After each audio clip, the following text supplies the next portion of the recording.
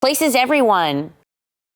We are live in 5, 4, 3, 2. Psst, Lily, we're on! Wait, what? You never said there'd be cameras. Welcome to Duolingo's DuoCon 2022! We're so happy you could join us, aren't we, Lily? Lily? Over the moon. Duolingo is passionate about the world of language. Languages are how we share our stories, how we connect as humans. Learning new languages brings us closer together.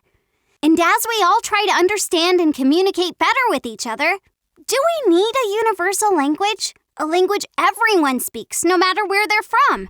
A language that would let everyone talk to me? Pass. They say math is a universal language. Hard pass. What about dance? Or food? I do like food. Plus, if people are chewing, they're not talking to me. Ooh, I know! Music! Okay. I'm listening. Yes, I knew I'd get you with music. We'll find out a lot more today about universal languages, along with lots of exciting news about Duolingo. First up, Ananya Rajgaria, Senior Software Engineer of Duolingo R&D, who will share the ins and outs and hows and whys of Duolingo's new design. And then, Professor Lira Boroditsky will show us how the language we speak actually shapes how we think.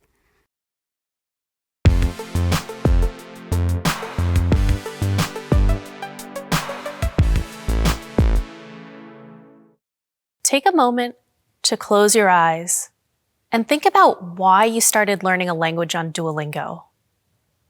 What's your goal? Open your eyes and hold on to that thought. We'll return to it in a moment. My name is Ananya Rajgaria. I'm a senior software engineer at Duolingo, and I'm so excited to tell you about our new home screen redesign. When you open the app, you'll see something like this. You have the option to do some practice, learn a new skill, or even go into another tab and do a Duolingo story. Over the years, we've gathered data from millions of learners making millions of choices like this every day. We've analyzed this data to determine the best way to learn a language on Duolingo. We are so excited to share how we've channeled these learnings into our new redesigned experience. We wanted to do a better job guiding learners through our course content so that you can learn with confidence on Duolingo. We've made a few key changes here that you may notice. Firstly, there's a single path for you to follow. We've consolidated our learning features across the app into our home screen itself. And we've incorporated practice directly into the path, because even if you review past content, you're moving forward in your learning journey. Together, these features make Duolingo better for learning. Let's take a closer look at the path itself. We've kept all of our existing content and reorganized it into a single path. In this diagram, you can see how we've interspersed our existing skill content with our newly incorporated learning features, such as our popular short stories. We've then sectioned our course into smaller units for more achievable milestones. We have not and do not plan to remove practice. Practice is very important. In our path, there are 3 ways in which you'll see practice. Firstly, our skills will be repeated through the path at increasing levels of difficulty as you improve your grasp over each content. Secondly, we have a newly introduced practice level that has a personalized practice session to ensure that you are reviewing the specific content you need. Lastly, every unit will end in a review session to summarize what you've learned. You may also notice a new notebook icon in the top right-hand corner of our screen here. This is our entry point into our guidebook feature. Our guidebook is the new home for our helpful grammar tips. This will be the place where you find explanations for concepts such as gendered nouns or verb conjugations. We also have a new key phrases section that highlights relevant sentences that you can immediately apply. The new path strategically guides you through our content, and our learning experts made sure that it was backed by science. The most important methodology that we used is called spaced repetition. Spaced repetition is a strategy supported by learning science research. It means that it is more effective to space out practice than to cram. Reviewing concepts at regular intervals helps it stick better in your long-term memory. Over time, we'll increase the space between your review as you gradually get better at it. With our guided path, we ensure that spaced repetition automatically happens for you. For example, we'll first introduce a concept to you at the top of the path. Then, maybe a level or two later, we'll review it at a slightly higher difficulty. Then as you improve your grasp on the concept, we'll increase the difficulty even more, as well as the space between the review. Our learning experts and our data help us tune the optimal pattern for language learning. What does this mean for you? Our new redesign equips you with a clear path to follow. Our features make it better for learning, and it is backed by learning science. At the beginning of the presentation, I asked you to recall why you started learning a language and what your goal is.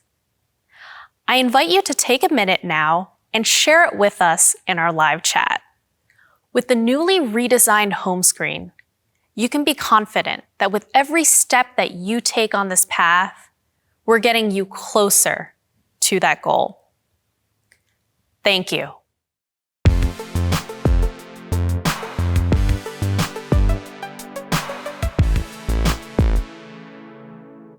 So I'll be speaking to you using language because I can.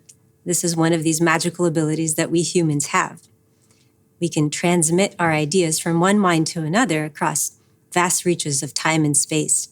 So right now, I could take the words that you and I both know and combine them in a new way and give you a bizarre new idea. Like I could say, imagine a bear who's looking for stamps because he has to send his new poetry collection to his literary agent, the owl. If everything's gone well in your life so far, that's a new thought for you. You haven't had that thought before, right? And I was able to implant it in your mind using language. Now, of course, there's not just one language in the world. There are about 7,000 languages spoken currently, and there have been many others in the past. And so these languages differ from one another in all kinds of ways. They have different sounds, they have different words, they have, importantly, very different structures. That begs the question, do speakers of different languages actually think differently? Do languages shape the way that we think? Now, people have been offering opinions on this for thousands of years. So, for example, Charlemagne, Holy Roman Emperor, said, to have a second language is to have a second soul. Well, that's a very strong statement about the power of language. When you're learning a language on Duolingo, you're just learning a new way of talking, or you're acquiring new souls. On the other hand, Shakespeare has Juliet say, "A rose by any other name would smell as sweet." Well, that suggests that maybe language isn't that important. It doesn't change the way you think. Now, people have been offering opinions on this topic for thousands of years, but there hasn't been a lot of evidence, scientific evidence about this question until recently. In the last few decades, research from my lab and other labs around the world has finally started to answer this question. So let me give you some of my favorite examples of how the languages we speak shape the way we think. I'm going to start in an Aboriginal community in Australia. These are the Cook Tyre people that I had a chance to work with. They live on the west coast of Cape York. And what's cool about their language is they don't use words like left and right. Instead, everything is in cardinal directions, like north, south, east, and west. There are a lot of languages like this. And when I say that everything is in cardinal directions, I really mean everything. In some languages, you would say, oh, there's an ant on your northwest leg, or move your cup to the south-southeast a little bit. The way you say hello in Cook Tyre is you say, which way are you going? And the answer should be north, northwest in the far distance. How about you? So literally, you couldn't get past hello in this language if you didn't know your heading direction. Now, it turns out that people who speak languages like this actually do stay oriented remarkably well. They stay oriented better than we used to think humans could. Now, we used to think, well, human brains just can't stay oriented as well as other creatures because of some biological excuse we had, like, oh, we don't have magnets in our beaks or magnets in our scales. Well, it turns out, no, there are lots of humans around the world that stay oriented remarkably well just because they have this linguistic and cultural practice. To me, this example is so interesting because it shows you how much more our brains are capable of than we think. Often what we think is possible for us is limited just by what we're used to. In this case, being oriented in this way is not just impossible. It turns out it's not even that hard. We just didn't even think to try. Now, language is different not only in how they treat space, but also in how they treat time. So here are pictures of my grandfather at different ages. I've laid them out here the way that an English speaker would lay them out, from left to right, and this is because of our writing direction. If you use a language like Hebrew or Arabic that's written from right to left, then you might lay these cards out from right to left, depending on writing direction. Well, what about the Kuuk-Taayor? They don't use left and right, this Aboriginal group I told you about. What would they do? Well, let me give you a hint. When we sat people down facing south, they would lay these cards out from left to right. When we sat them down facing north, they would lay the cards out from right to left. When we sat them down facing east, they would lay the cards out coming towards them. What's the pattern? It's from east to west, in this case, the direction of the sun, right? That's incredible. For them, time is not locked on the body. Instead, it's locked on the landscape. Now, if you think about it, our way of doing it, locked on the body, is kind of strange, right? If I'm facing this way, then time goes this way. If I'm facing this way, then time goes this way. If I'm facing this way, then time goes this way. Very egocentric of me to make the dimension of time change its direction every time I turn my body. Right? For them, time goes in a fundamentally different reference frame from east to west. Now, languages also differ in how they divide up the visual world, for example, the world of color. Languages differ in how many color words they have and also where they put boundaries between colors. Here's an example from Russian. In Russian, there isn't a single word for blue that covers the entire spectrum of colors that English calls blue. Instead, there's one word for light blues, голубой, and another word for dark blues, синий. So Russian speakers have a lifetime of experience of drawing that boundary between голубой and синий. When we test Russian and English speakers in the same experiments, we find that Russian speakers are faster to make a distinction between colors that cross that boundary in language for them. And when you look at the brains of people who speak languages that make these kinds of distinctions, as you're changing colors from light blue to dark blue, the brain of a Russian speaker will give a surprise reaction, like, oh, something has categorically changed when it crosses that boundary. Whereas the brain of an English speaker that calls them all blue doesn't give that surprise because nothing categorically changes. Languages also have all kinds of grammatical quirks, and here's one of my favorites. A lot of languages have grammatical gender. That means all nouns fall into one gender or another. For example, masculine and feminine are two very popular genders. Now, these gender assignments differ a lot across languages. So, for example, the sun is feminine in German, but it's masculine in Spanish. And for the moon, it's the reverse. Now, you could ask, does that actually matter for how Spanish and German speakers think about the sun and the moon and all of the other things that are named by nouns in Spanish and German? Do German speakers actually think of the sun as somehow more female-like and the moon as somehow more male-like? Well, it turns out that's the case. These connotations do bleed through from grammar. So if you ask Spanish and German speakers to describe things like a bridge, for example, they will give feminine adjectives, stereotypically feminine ones like beautiful, elegant, if they're talking about something that's feminine in their language. And they'll give stereotypically masculine adjectives like strong when they're talking about something that's grammatically masculine in their language. Languages also differ in how they describe events. Take this accident, for example. Now, even though it's an accident, it would be normal in English to say, he broke the vase, even though clearly the person doesn't intend to do it. In fact, in English, you could even say something like, I broke my arm.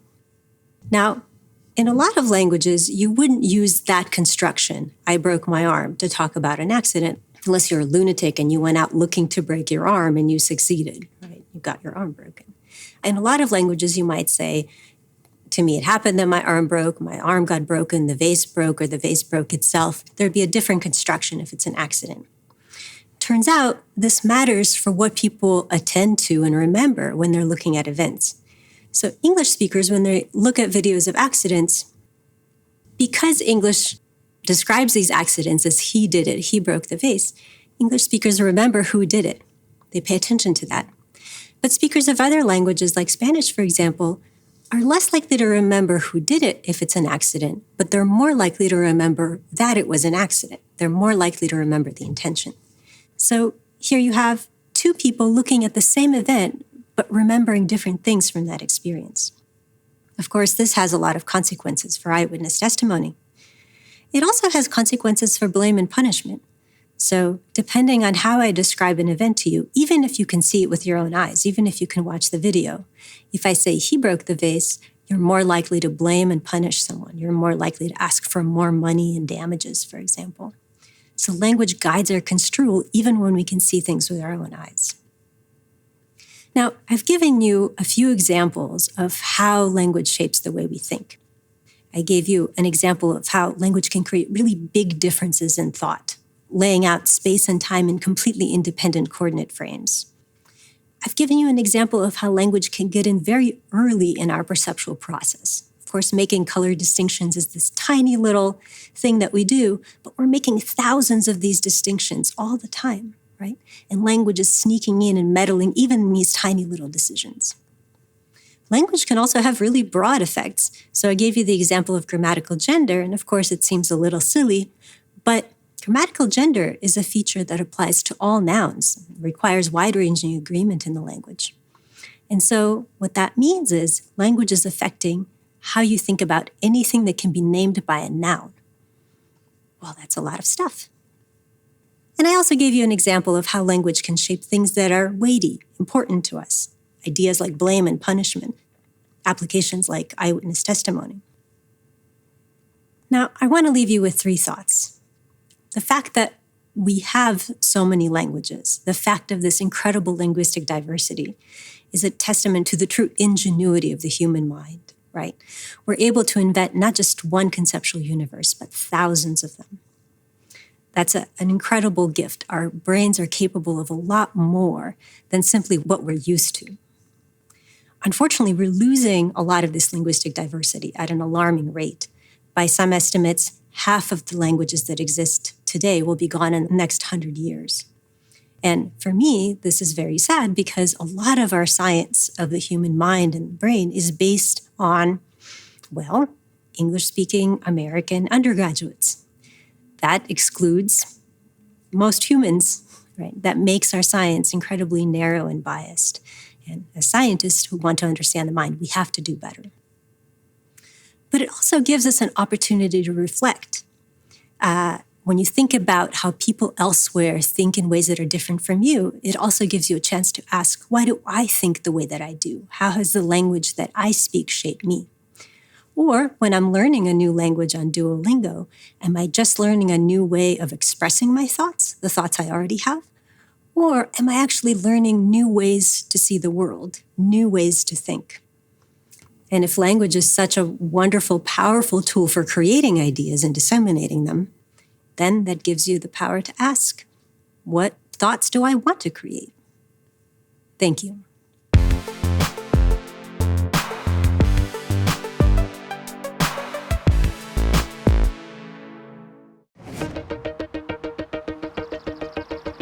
Come on in and welcome to Duolingo. My name is Mark Pavic and I'm a marketing manager for the Duolingo English Test team. And we're in the heart of East Liberty, one of Pittsburgh's coolest neighborhoods. There's a variety of outdoor spaces, restaurants, bars, and about 158 coffee shops. And right now we're in the Pittsburgh office, but we have a variety of offices around the globe. But let's check this one out. Duolingo was started by Luis von Ahn and Severin Hacker at Carnegie Mellon University right down the road. They had a vision to develop the best education in the world and make it universally available. That's Duolingo's mission, and it informs everything we do. Some amazing people work here. Kind, thoughtful humans who understand how powerful language and learning can be and who are creating next-gen learning. Let's meet some of them. I'm Charlotte Chen, and I'm a product designer. I'm Basim Baig, and I'm a senior engineering manager. I'm Gretchen Swecker, and I lead our technical program management office. I'm Derek Geraldowski, and I'm an animator. I'm Xingyu Wang, and I'm a software engineer. I'm Zaria Parvez, and I'm the social media manager. Now you might be asking yourself, do I have to speak multiple languages to work here? Nope, none unless your specific role requires it. But many employees do speak multiple languages. It's easy to learn new languages when you're surrounded by employees from all around the globe. And the Duolingo app, of course. So what's it like to work here? Well, we have company-wide Q&A sessions with our CEO, Luis, where you can ask him just about anything. And our weekly business updates, that's called Parliament. And that's what a group of owls is called. Get it? Our meetings and conference rooms are color-coded and named for our world characters or for the languages that Duolingo teaches. We have a transparent working style. And as you can see, we all sit out in the open together.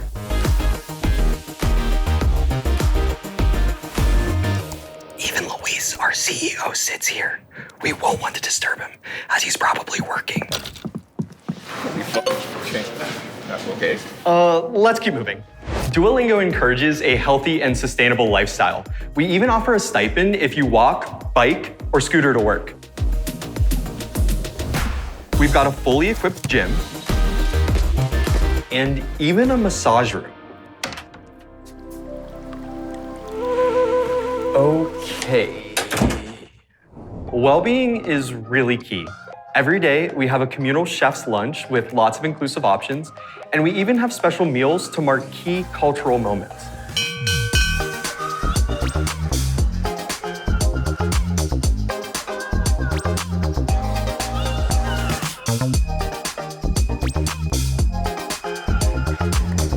We've got tons of snacks and beverages available all day long.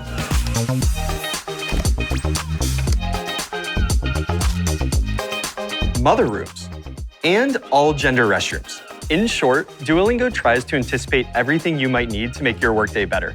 And as important as our work is, and it is, play is important too.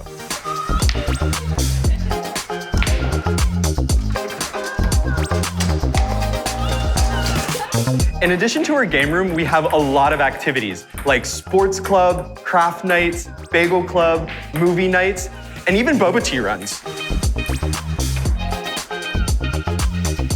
And you can bring your dog to work.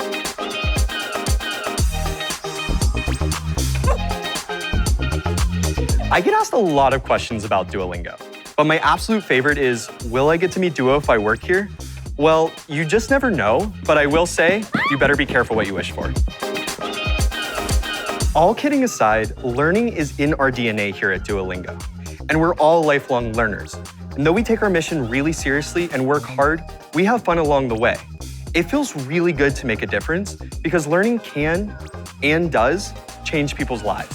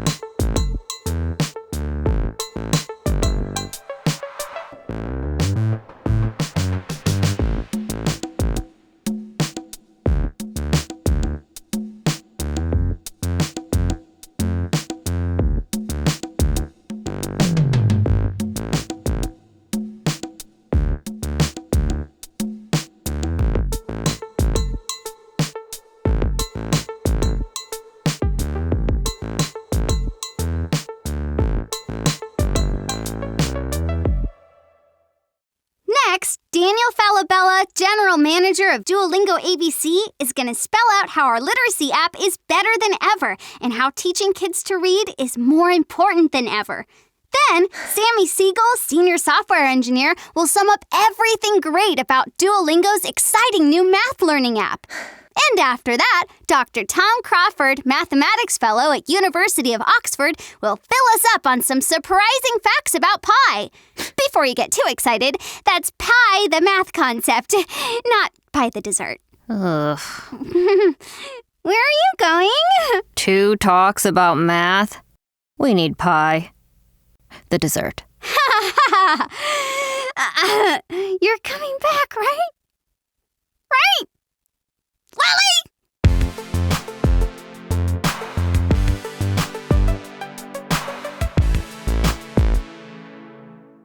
Hi, I'm Daniel, and I'm very excited to talk to you today about Duolingo ABC. By now, you have probably heard of Duolingo's mission, which is to develop the best education in the world and make it universally available.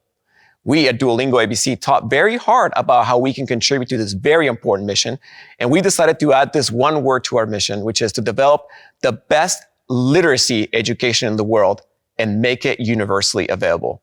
This is Duolingo ABC's mission.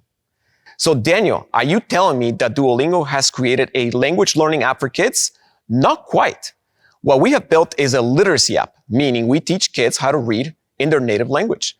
It is an app designed by literacy experts for kids ages 3 to 8 years old, and it is currently available for English speakers on iOS and Android devices. Now, why does this matter? Let me read you this first quote.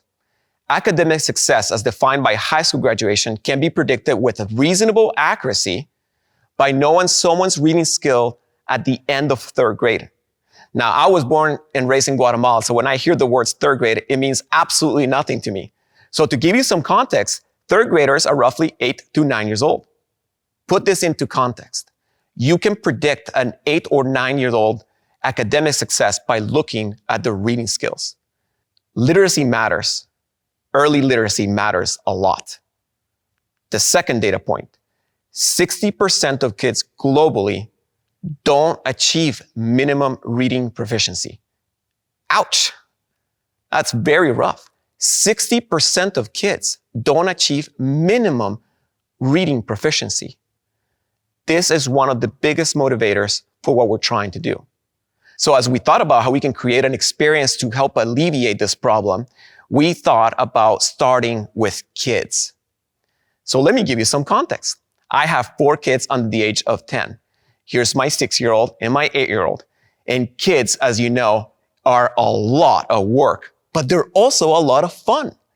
And they live in this beautiful world with unicorns and rainbows. Everything is sparkly, and you can have all you can eat ice cream and all you can eat donuts. Quite frankly, it makes me very jealous that I don't get to live in this world where my daughters live. Well, when we were thinking about creating an app, we did not want to create an app that felt like taking your medicine. We wanted to create an app that was worthy to be called an app for kids. We wanted kids, when they opened the app, to think the following 3 words: this is fun. So how do you create a fun experience? We started with our cast of characters that you already know, but when they were younger. So we have Eddie and Zari and Bee, but when they were kids. As you open the app, the kids are introduced with a fun story about Duo and Fofo and how they were loading a bunch of books into this giant blimp as they were delivering those books into Duo's library. On their way, Fofo the bear cannot wait to open the door and let the books just fall. Not yet, Fofo, says Duo. Obviously, Fofo the bear cannot wait. He opens the door and the books fall all over town. At this point, kids are tasked to help Duo and Fofo find and pick up all the books. In each building, kids are exposed to increasing levels of difficulty.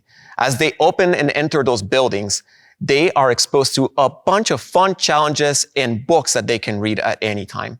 As kids collect books, they get added into their library where they can go back and read at any time. We have spent a lot of effort creating lots and lots of original, fun, effective, and safe content for kids. Kids are also exposed to a bunch of different fun games that teach us anywhere from phonics to reading comprehension. Now we have created an app that is worthy to be called an app for kids. And the world agrees. Over the past few years, we've won a lot of awards. But most importantly for us was the following question. Does it work? Are we actually teaching kids to read? To help answer this question, the Educational Development Center recruited 105 kids ages 4 to 5 years old. They tasked kids with using ABC for 9 weeks.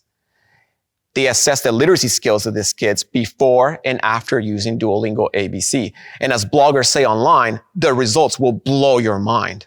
The first result is that kids improved their literacy scores by 28%. This is the same improvement as 2 months of kindergarten. The second result that I'm very excited about is that parents reported that kids showed more interest in reading.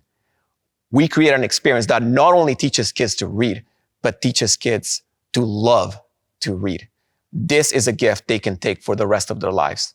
So we know kids love the app, and we know parents love the app because it's effective, but there's a third group of people that we notice that also love the app. Teachers. And there's a few reasons why teachers love Duolingo ABC. First off, learning the sounds and letters like M says is a huge part of early literacy learning. Learning letters and sounds take a lot of practice, and we at Duolingo know how to make learning fun. The second one is that kids are motivated to learn in different ways. So ABC gives teachers a free tool for engaging and motivating diverse learners. And I mean free. No ads, no subscription required, and completely safe.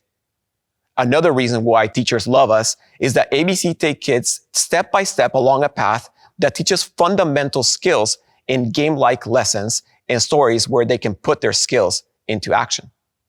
Last but not least, we are aligned with Common Core standards for foundational reading. Now, as I conclude my presentation, I want to pause and acknowledge the very difficult years we have gone through.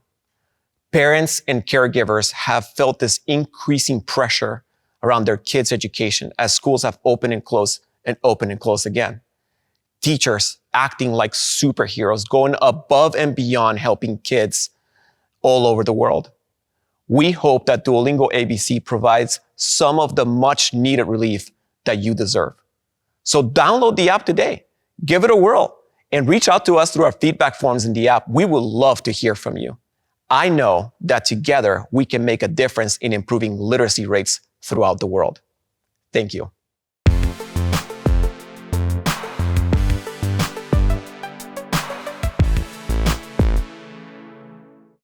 Hi, I'm Sammy Siegel. I'm a senior software engineer at Duolingo, and I'm so excited to be with you today to talk about Duolingo's newest angle, the sum of a lot of hard work. And that's our new math app. I promise I'm almost done with the math jokes, so stick with me. Most of you know Duolingo through our language products. So you might be wondering, why math? Why expand beyond language into this completely new subject? The answer is rooted in furthering our mission, to improve people's opportunities in life through accessible education. Duolingo was founded on the belief that learning languages can open doors to education and employment opportunities. And we're constantly improving our products to help our learners build and demonstrate those skills. Now, we want to double down on this progress by increasing access to high-quality education in areas where it matters most. And that's where math comes in. So why math in particular? There are a whole lot of reasons, but I'd like to start with a personal story about why I care about math and why I'm so committed to this project. Ever since I was a young child, math has always been my favorite subject. To paint the full picture, I loved math so much that I joined a logic puzzle club in elementary school with my friends so that we could do math after school just for fun. As I got older, I started to feel more isolated as one of the few women in my higher level math classes. Math started to feel more stressful than fun. Instead of learning in a safe and encouraging environment, like with my logic puzzle club mates, I started to feel the pressures of proving my place in the classroom. I likely would have dropped out of math if I didn't have a strong support network from parents and teachers telling me to keep going. Not everyone has access to this level of support. And that's exactly what motivates me to work on this app. For students like me, who needed a safe space to learn, for people with different learning preferences, and people who just need math to be a little bit more fun. I ended up studying math in college, and I now use it in my everyday life as a software engineer.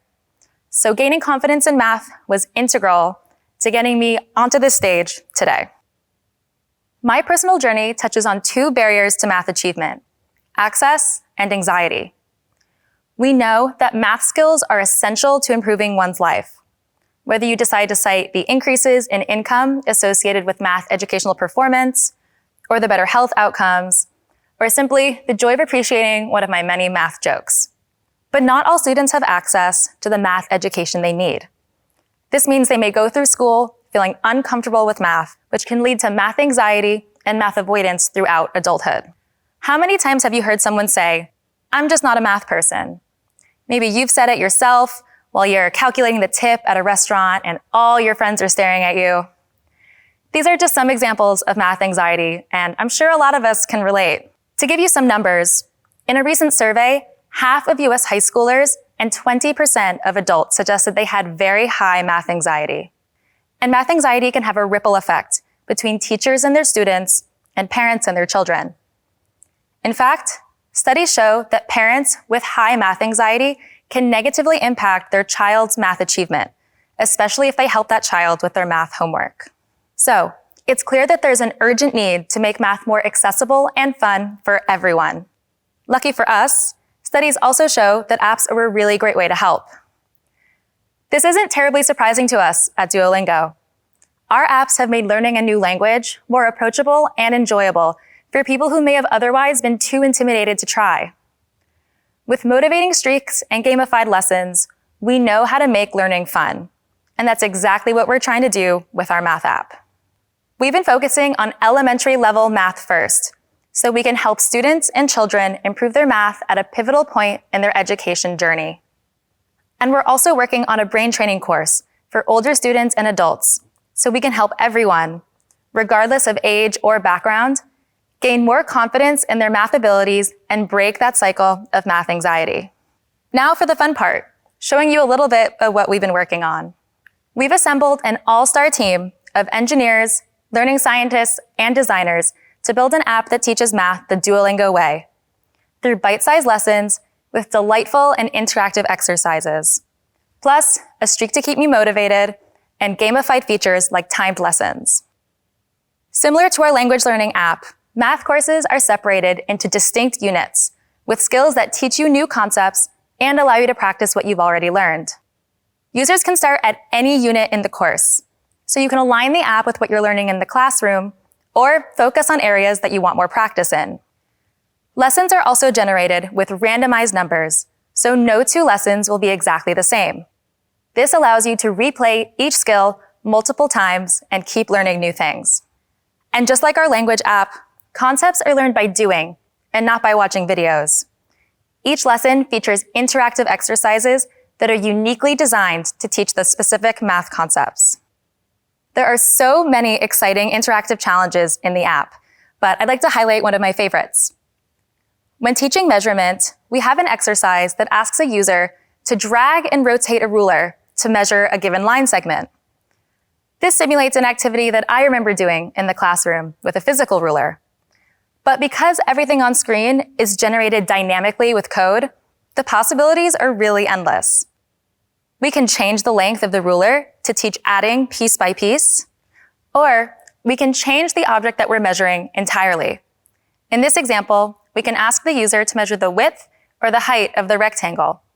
Or we can take it a step further and ask them to measure the area or the perimeter. All of these variations help our learners better understand how ruler measurement works and keeps them engaged. This is known as embodiment in learning science. Our physical experience impacts our thinking and vice versa. That's why we have learners physically move the corners of the rectangle to produce a certain area. This helps us understand the relationships between the numbers we're seeing and the physical space they take up. Another example is our writing exercise, which utilizes some cool new technologies to recognize your handwriting for numbers and fractions. This is just some of what makes our app different from any other math app on the mobile market. The variability of the math content, plus the ability to manipulate shapes in space in our exercises, makes us stand out in terms of learning science and engineering. And of course, it wouldn't be Duolingo without Duo and the rest of our world characters lightly encouraging you to complete your math lessons. But we had to give them a bit of a mathematical transformation. For me, one of the most interesting and unexpected parts about developing this app has been the math required to actually build it. Everything you see in the app is drawn dynamically in code, so we can show you all different kinds of shapes, fractions, angles, and more. But drawing all of these required figuring out some pretty involved geometry. Math builds on itself, so understanding the core concepts that this app is teaching laid the foundation for understanding the higher level math concepts I needed to actually engineer it. I said earlier that one of our goals is to break the cycle of math anxiety. By teaching these core math concepts in a fun and inclusive environment, we're helping our learners build confidence and laying the foundation for them to reach even higher in math and education at large. But enough from me. Let's hear from Ellie. Ellie is one of our beta testers. She's a second grader who, prior to this clip, had never interacted with fractions before. And this is a video of her seeing fractions for the first time in our app. I think you're supposed to match the pairs, whatever it is. Oh, wait, no, I think this is the answer for these two, and then you're going to put the last answer in there. Okay, so what do you think that answer is going to be? I think because there's 4 filled up, and there's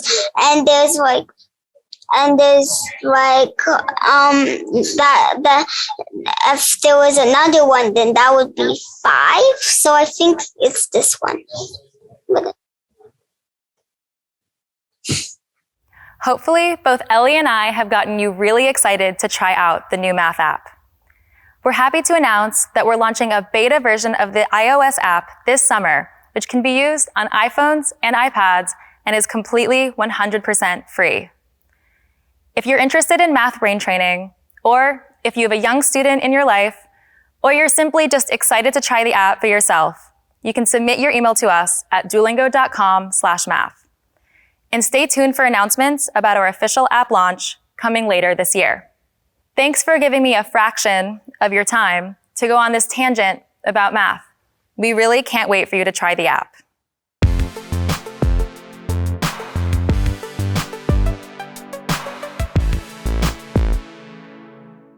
If we were to make contact with aliens tomorrow, what language would we use to communicate?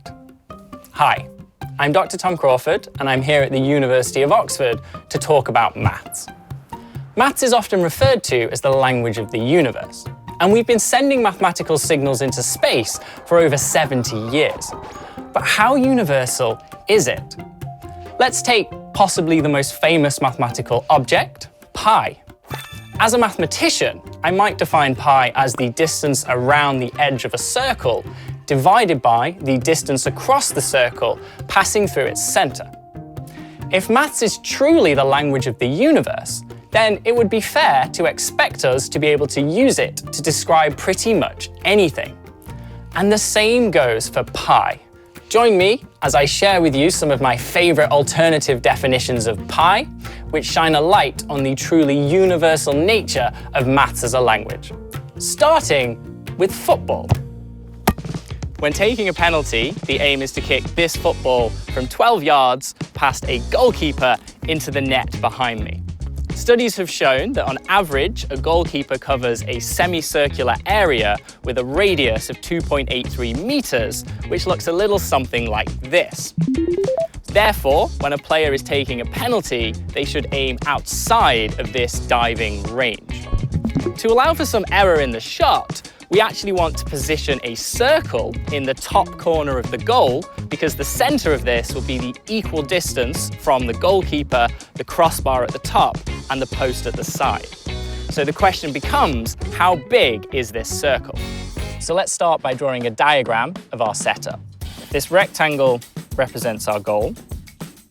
Then we can add the semicircle for the diving range of our goalkeeper. And we know this has a radius equal to 2.83 meters. We also know the height of a standard goal to be 2.44 meters, and half of the width is going to be 3.66. Now we want to fit a circle in this gap. I'm going to draw it in the left. It could also be in the right. And this has an unknown radius given by r. Now what we can actually do is form a triangle by joining up the two radii and then dropping this perpendicular to the bottom. So this gives us a right-angled triangle, which allows us to use Pythagoras' theorem. So that tells us the distance along the bottom squared plus the height squared has to be equal to the diagonal distance squared. If we now expand out this equation, we get approximately r squared minus 18r plus 11 is equal to 0. This is a quadratic equation which we solve using the quadratic formula, which tells us that r is 0.65 meters. So what we need is a circle of radius 0.65 meters. This is a circle of radius 0.65 meters. So all I have to do to maximize my chance of a successful penalty kick is hit the ball through this hoop. Easy, right? I'm actually a little nervous. Oh. Oh, no. Ah. Ooh.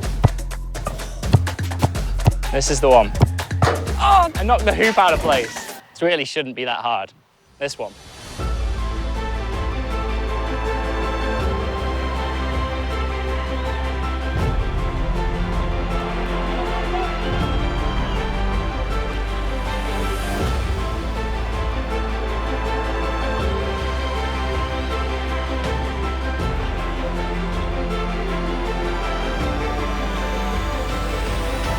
Yes!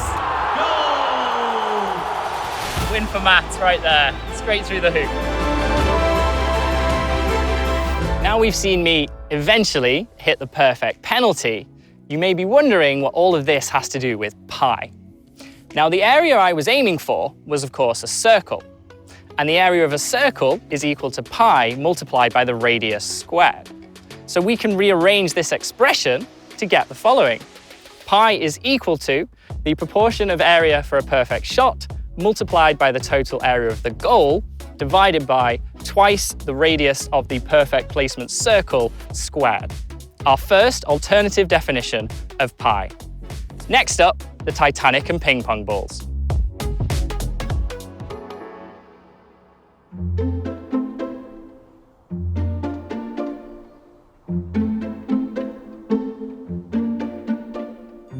Okay, so how many of these would it take to lift the Titanic from the ocean floor? A ping pong ball floats. This means its buoyancy force, the force acting upwards, is larger than its weight, which is the force pulling it down. Archimedes' principle tells us how to calculate the buoyancy force. It's equal to the weight of the fluid displaced by the object. So here, that means we need to know the volume of a ping pong ball, as well as the density of the Atlantic Ocean, because this is where the Titanic is situated. Once we have those two numbers, we can calculate the total buoyancy force of a single ping pong ball, and then we just have to work out how many we need to lift the whole ship. As before, we're going to start by drawing a diagram.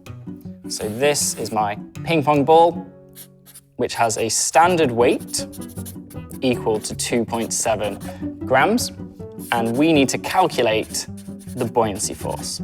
Now this is equal to the volume of our ping pong ball. The volume of a sphere, which is of course the shape, is 4/3 pi times the radius cubed. The radius of a standard ping pong ball is 2 centimeters, so this gives us a volume of 33.5 centimeters cubed. Now, Archimedes' principle says we multiply this by the density of the Atlantic Ocean, which on average is 1.027 grams per centimeter cubed. So our total buoyancy force is equal to 34.4 grams. Now, subtracting the weight from the buoyancy tells us that a single ping pong ball can lift 31.7 grams. Now, the Titanic weighs a lot more than 31.7 grams. In fact, it weighs exactly 4.75 times 10 to the power 10 grams. So dividing this number by 31.7 gives us our final total of 1.498 billion ping pong balls.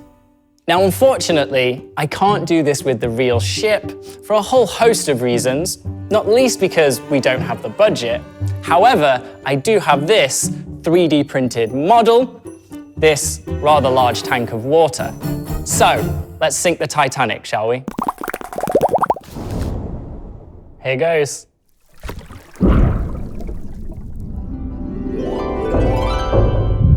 The Titanic now lies at the bottom of the tank. Using the same approach as before that we did for the real ship, I've calculated that we need 11 ping pong balls to lift the 3D printed model. Now I just need a net to hold the balls.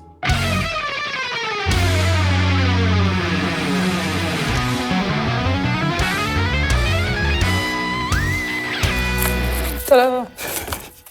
If my calculations are correct, this should float. Here goes nothing.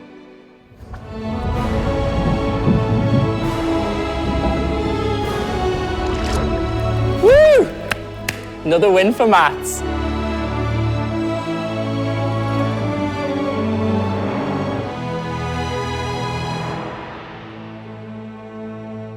Now, not only have we raised the Titanic with ping pong balls, but you may have noticed earlier when we were calculating the buoyancy force that the number pi appeared in our calculation when working out the volume of a sphere.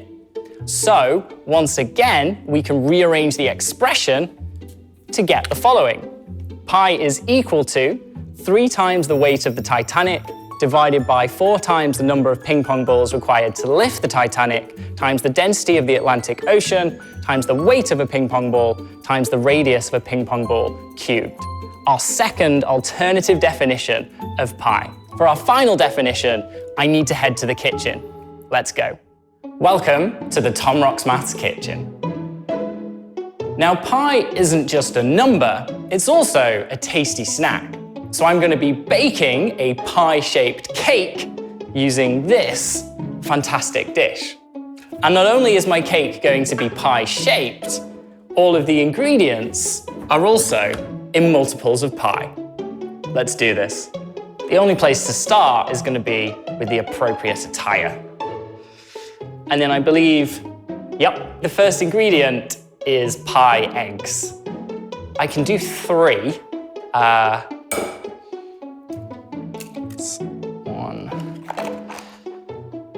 2, 3. All right, tricky part. 0.14 of an egg. There. That's very scientifically 0.14 of an egg. What's next? 63 pi grams, 200 grams of sugar, I think. Unfortunately, my scales don't work in multiples of pi. There we go. 63 pi grams of sugar. And I think I'm supposed to add this to the eggs.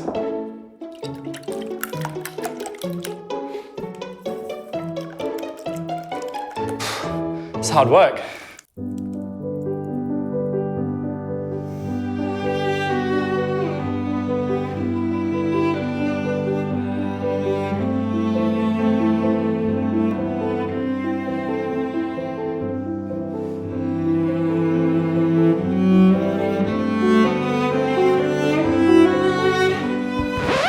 I'd say the eggs look sufficiently whipped, so let's get the oven on. So I don't have grease-proof paper, so I'm gonna go for butter. Same thing. Trickier than a normal baking tin.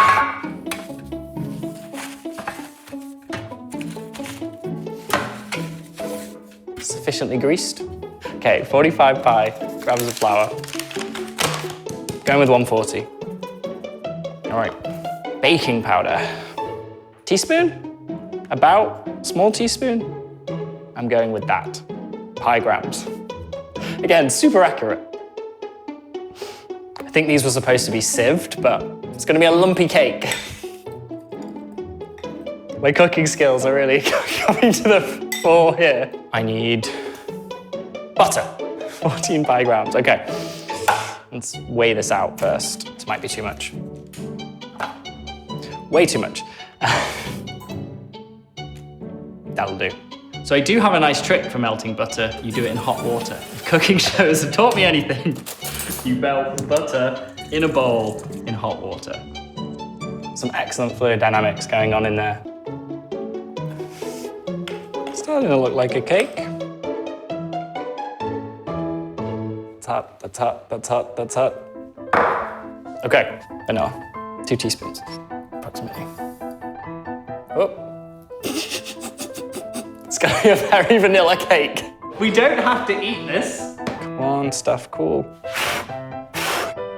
So now I am adding one set of liquids to the other set of liquids.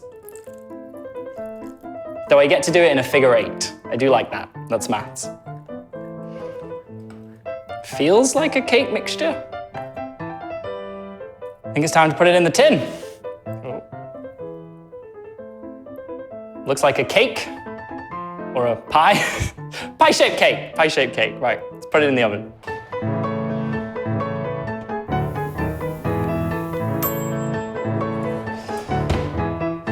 Look at that beauty.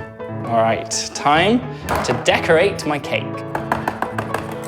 Okay, Nutella. You're not supposed to eat your own food, right? Final ingredient, whipped cream.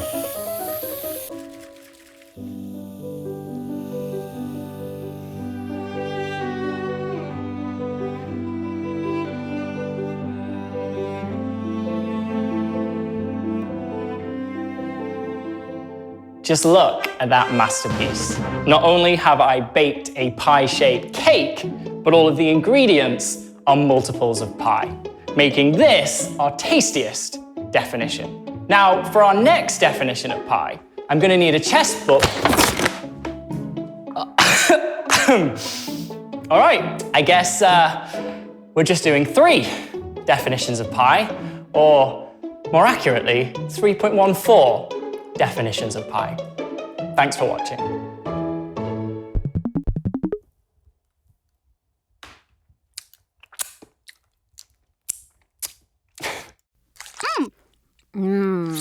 Oh, we're gonna take a 20-minute intermission. We got some really fun things to show you during the break, so hang out if you can. But if you do need a break, don't worry. Duocon will be available on YouTube later today.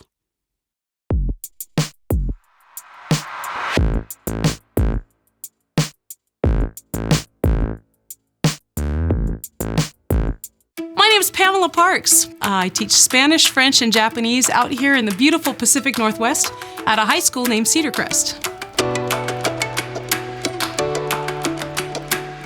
What drew me to Duolingo to begin with is the fact that it's so game-like. You know, as students walk in my door on day 1, they're like, this is language class, it's gonna be so hard.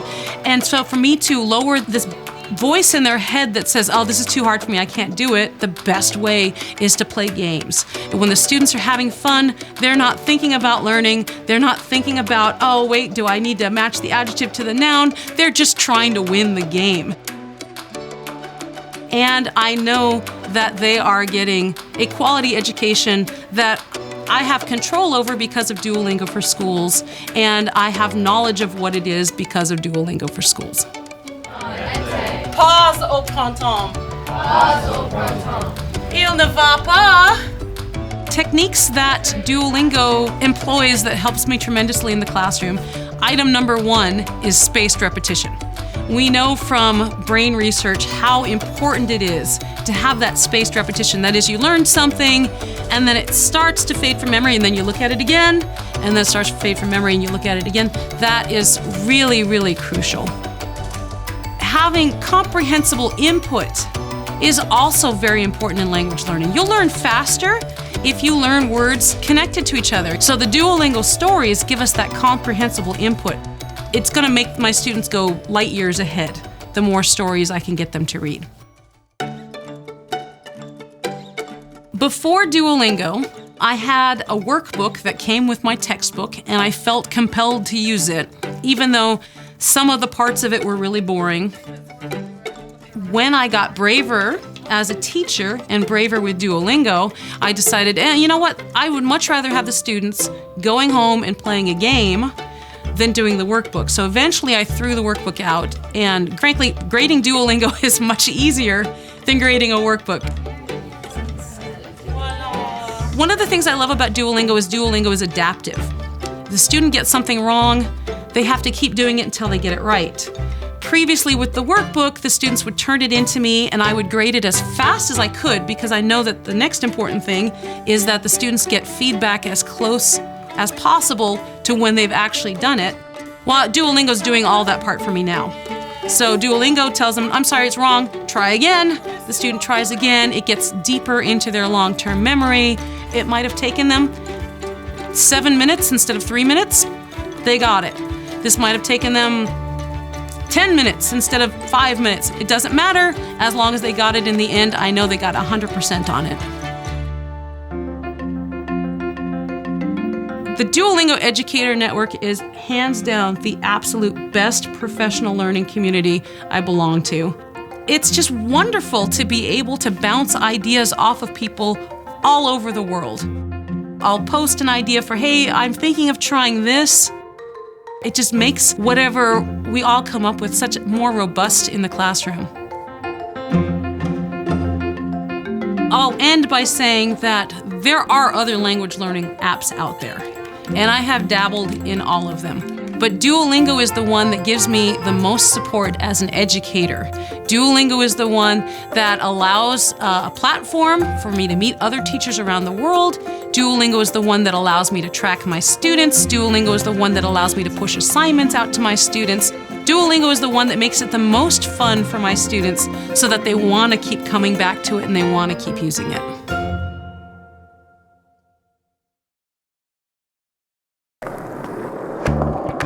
こんにちは、みょうと申します。今日はとても嬉しいです。よろしくお願いします。我的爱好呢是看日本动漫和了解一些日本文化，还养了一只小柴犬。我现在正在多邻国上学习日语，学日语像是打开了一个新世界的大门。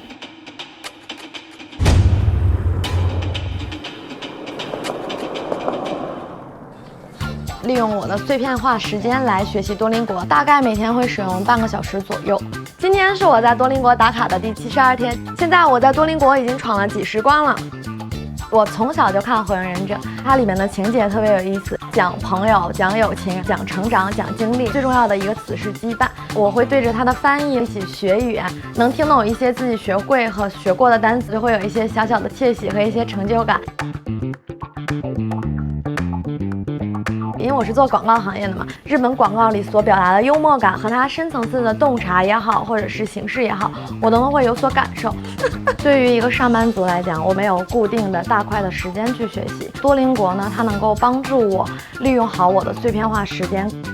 闯关的模式我觉得特别有意思，每一次觉得自己想升级打怪，就会有满满的成就感。它的课程设置也比较有趣，它不仅能够让你学习新的，还能在学习新的过程中帮你巩固过去的，所以对我很有帮助。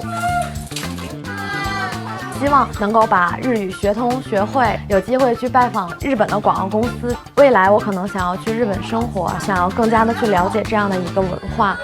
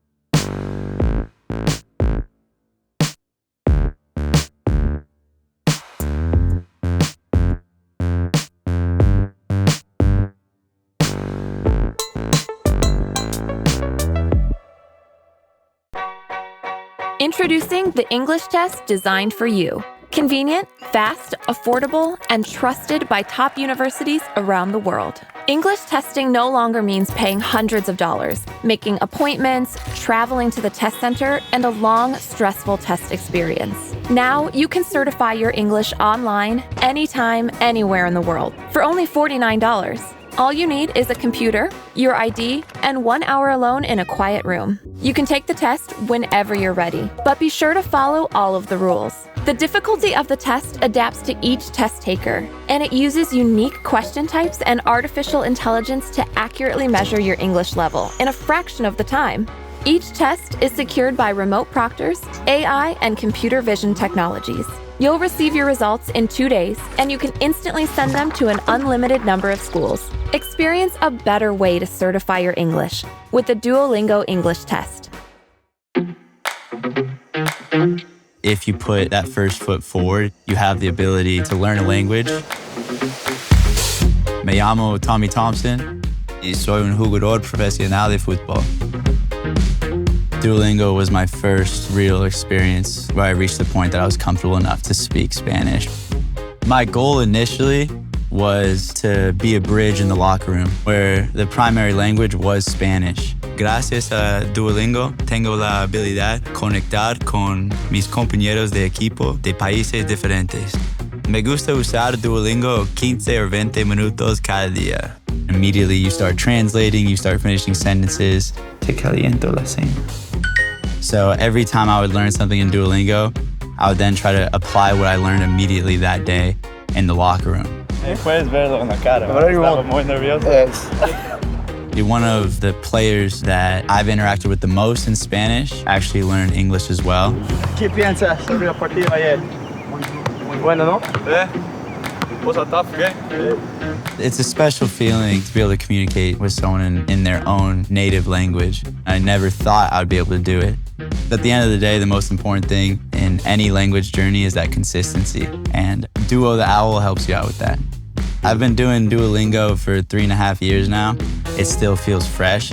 It keeps getting better, and that's why I keep using it. Learning Spanish is probably my proudest achievement. Y es el mejor regalo que me ha dado este deporte. Yo puedo ser un ejemplo para todo el mundo que es posible aprender.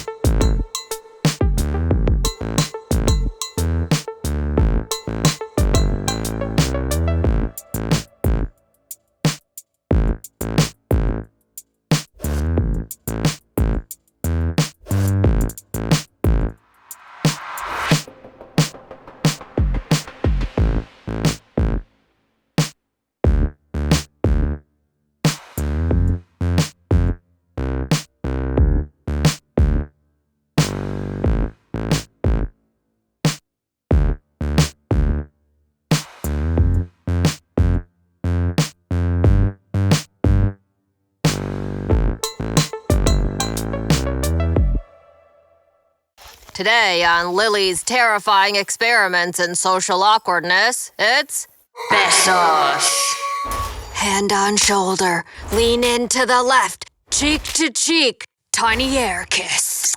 Repeat on the other side. Check locally as customs may vary. Why besos? Because I'm in Spain for our annual family vacation. Also, we are visiting my Aunt Tara, which means some kind of party. So family time, socializing, and physical greetings. All my nightmares at once. That's why I'm here for emotional support. I don't have emotions. Of course. So let's talk about these big, scary besos. So in Spanish-speaking countries, you say hello and goodbye with kisses, like with friends or family friends, or almost anyone, but not everyone. But it's just like little air kisses, right? Exactly. You don't need to be me to think of all the ways it could go. Okay, it's party time. I mean, besos time. I'm so not ready for this. I'm gonna mess up in front of everyone. Oh, it says here, some people may not want to be greeted with a kiss. I guess the custom is changing with the times. Not helping, Zari. Now there are even more ways to mess up. What if I give a beso to someone who doesn't want one? If you gave one, it would be a tragedy, because in Spain, you give 2 besos. It can't be one in other countries. Try not to overthink it. The simplest thing to do is to let the other person lead, like a dance. Don't forget, to be polite, you have to individually greet everyone. Wait, everyone? Hola a todos, me llamo Alejandro y tengo 23 años, vivo y trabajo en Pekín。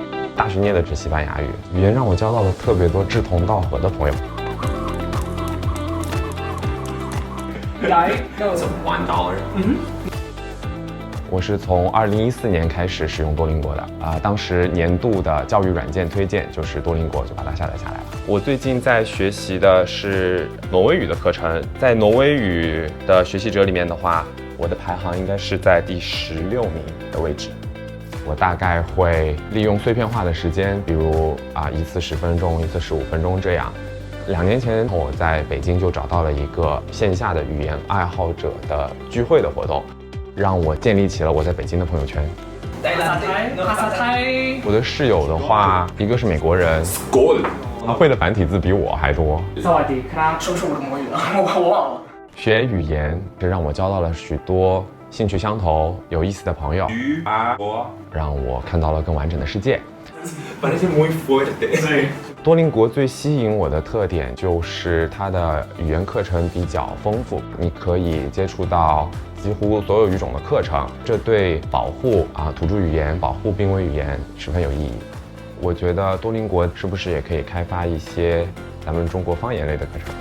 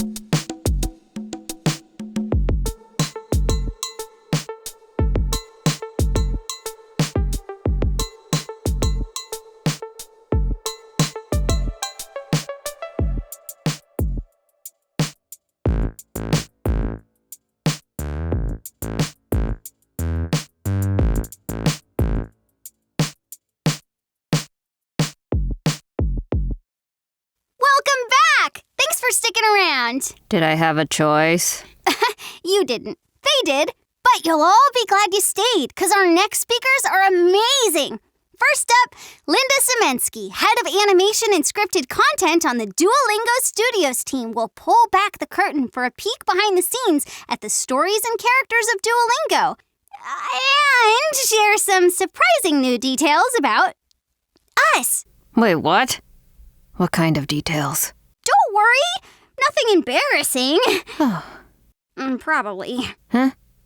After that, Zaria Parvez, social media manager at Duolingo, will talk to us about a certain famous owl's obsession with a certain famous pop star and testing the limits of Legal Steve. Yeah, you guessed it. Zaria's gonna talk TikTok! Hey, that's fun to say. Talk TikTok! Talk TikTok! Hey, try it, Lily! I'm good. Talk TikTok! Talk TikTok! Talk TikTok! Sorry! Right. And then we'll meet Mei Jae Lee, an incredible choreographer from South Korea who will step us through the ways dance can create and express emotion. Oh, I can't wait for that. Okay.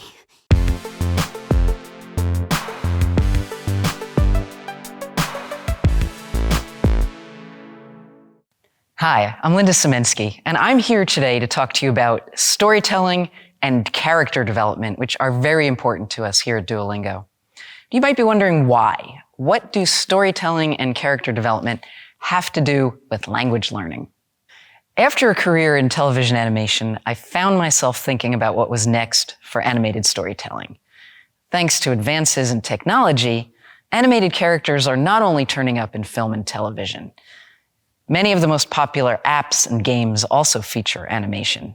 For Duolingo, this means character-driven stories and funny, well-timed visual gags to enhance language learning. So apps are turning out to be the new frontier for animated characters and shorts. If you consider the start of animation on each platform throughout the history of entertainment, what helped make that animation popular turned out to be the beloved characters who premiered on those platforms. So film cartoons had Felix the Cat, Bugs Bunny, Mickey Mouse. TV had Hanna-Barbera characters like Fred Flintstone, Yogi Bear, Scooby-Doo. The animation renaissance of the late 1980s brought us primetime animation like The Simpsons, and cable offered us Rugrats, Doug, and Beavis and Butthead. So now, Duolingo has a world of characters and funny stories on the app, featuring Lily, Zari, Oscar, Eddie, and more.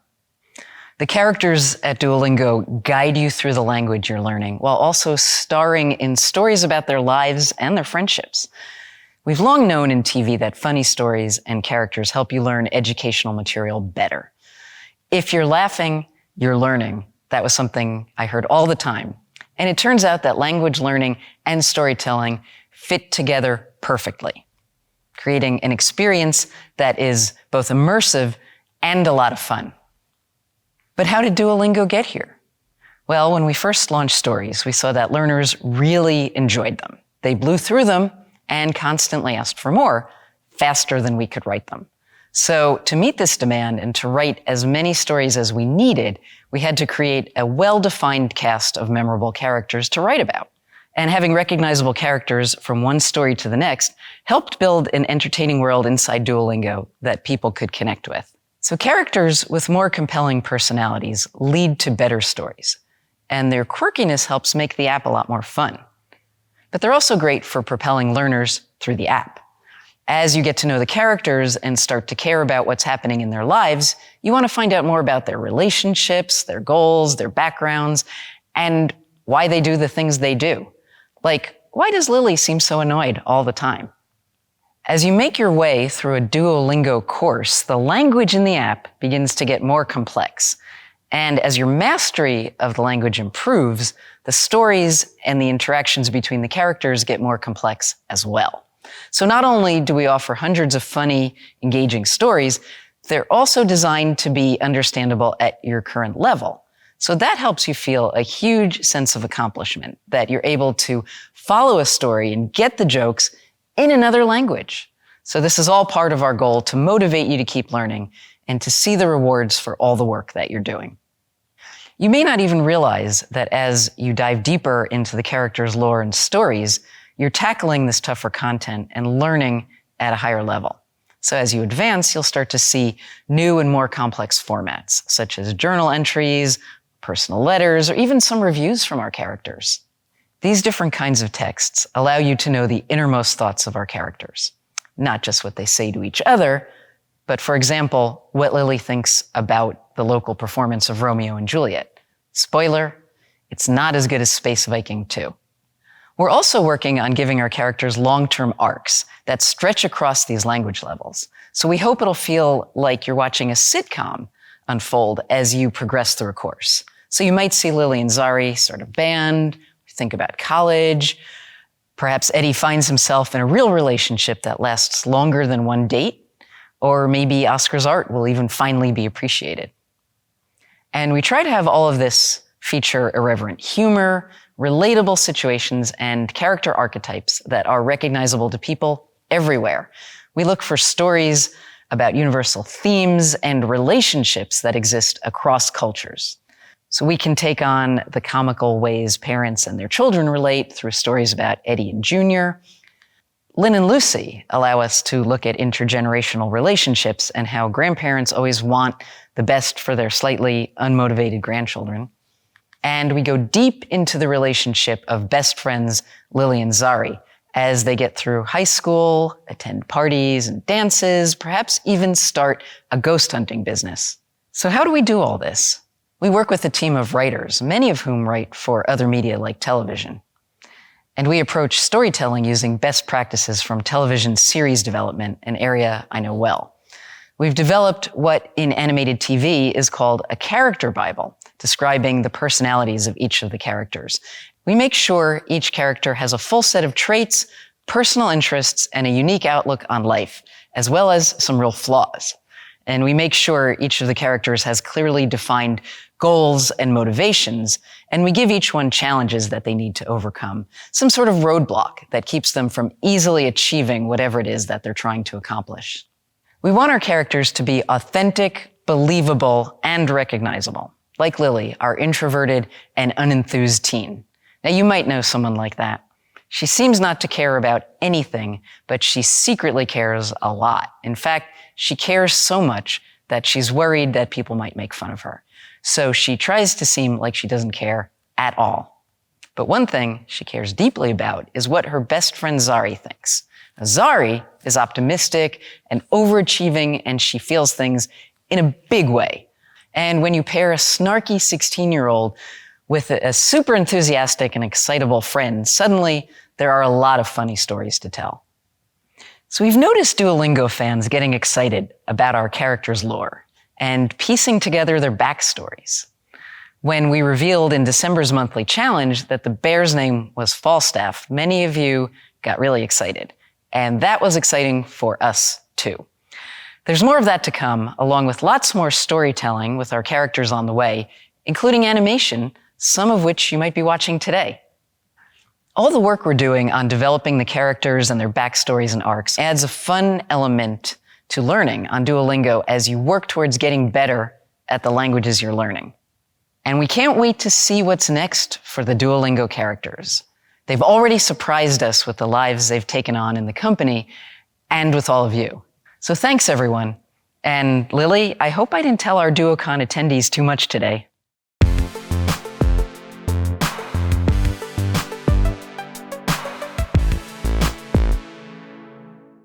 Hi, I'm Zaria, otherwise known as Duo on TikTok.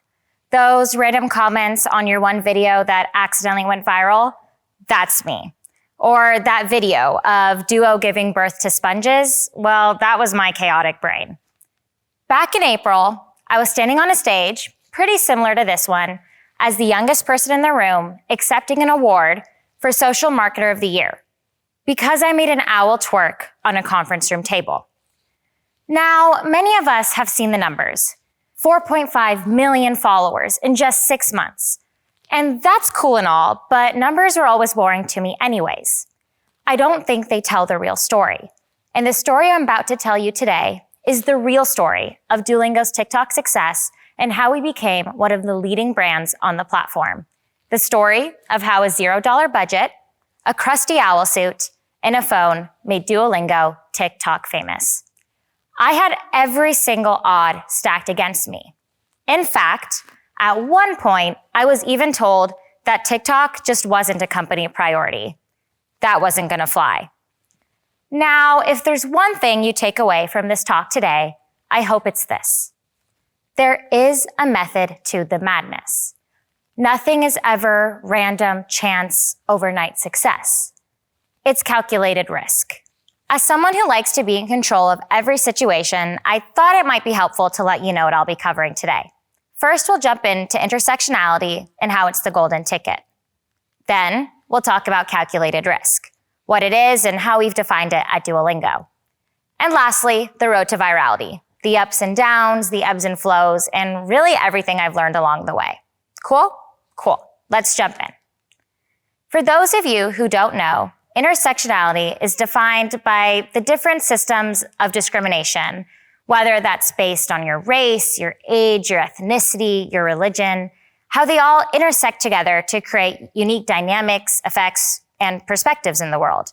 So for me, in my life, intersectionality is being a woman, it's being a person of color, and it's being a Muslim in America.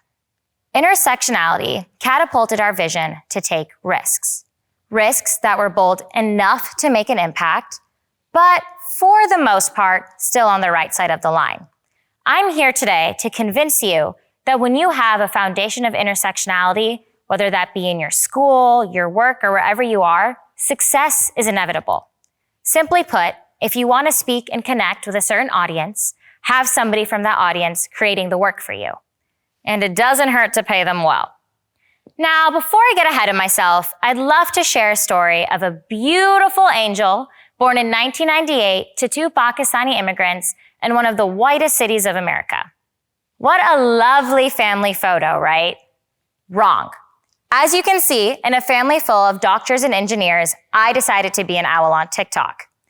Now, the funny thing about being a first-gen immigrant kid is we really are good at building our sense of resilience. You have to manage your parents' expectations of what they want for you, but also your own expectations of where you want to do and what's going to make you happy.